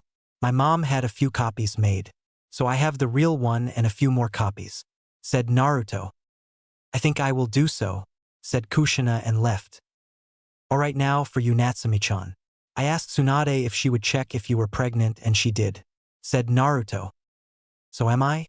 asked Natsumi. "I am sorry to tell you, but you were indeed pregnant," said Tsunade. After Tsunade said that, Natsumi broke down crying. Naruto went over to her and hugged her. They stayed like that for the next few minutes. "You know, if you want, and if Tsunade is fine with it, you can always have her do your checkups," said Naruto. "Really?" asked Natsumi. "Yes, I can do so. But if I do that, we would need to find someone that would be willing to prevent the Nine Tails from escaping," said Tsunade. "I can do that, but I have a feeling that the Nine Tails is still under Madara's control," said Naruto. "Really, if it is, then how?" asked Tsunade. "There is a Sharingan Genjutsu that can be used to control someone and tailed beasts. To my knowledge, only one person has gained the Genjutsu. However, he died a little before the Uchiha massacre," said Naruto. "Really, how was that?" asked Tswanda. "It was Shursui Uchiha. He is one of the few people that have gained the Mangekyo Sharingan. There are only 2 other people that have the MS. They are me and Itachi. However, there have been more than just us 3 that awakened the MS. Since Mikoto had the next sage, the eternal Mangekyo Sharingan. There is Obito. I do not know what stage he has," said Naruto. "How are you going to see if your theory is right?" asked Natsumi. "We are going to meet the Nine Tails," said Naruto. "How are you going to do that?" asked Tsunade. "I will use my own MS. I will also use them to break the Genjutsu if they are under it," said Naruto. I thought that you did not have a Genjutsu ability with your Sharingan, said Tsunade. That was true. But I gained one when I broke a bastardized version of the Genjutsu that was on Minato. If you want to, you can join us, Tsunade, said Naruto. I think I will join you three in it, said Tsunade. Okay, that sounds good with me, but you will have to put your hand on my back and I will pull you in.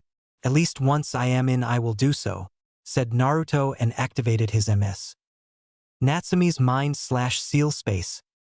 When Naruto had reached Natsume's mind/seal space, he noticed that it was pretty similar. It was how he thought that Natsume's room looked like. Once Naruto noticed that he felt Tsunade's hand and chakra on his back. He pulled her in. It seems like Natsume is not here, said Tsunade.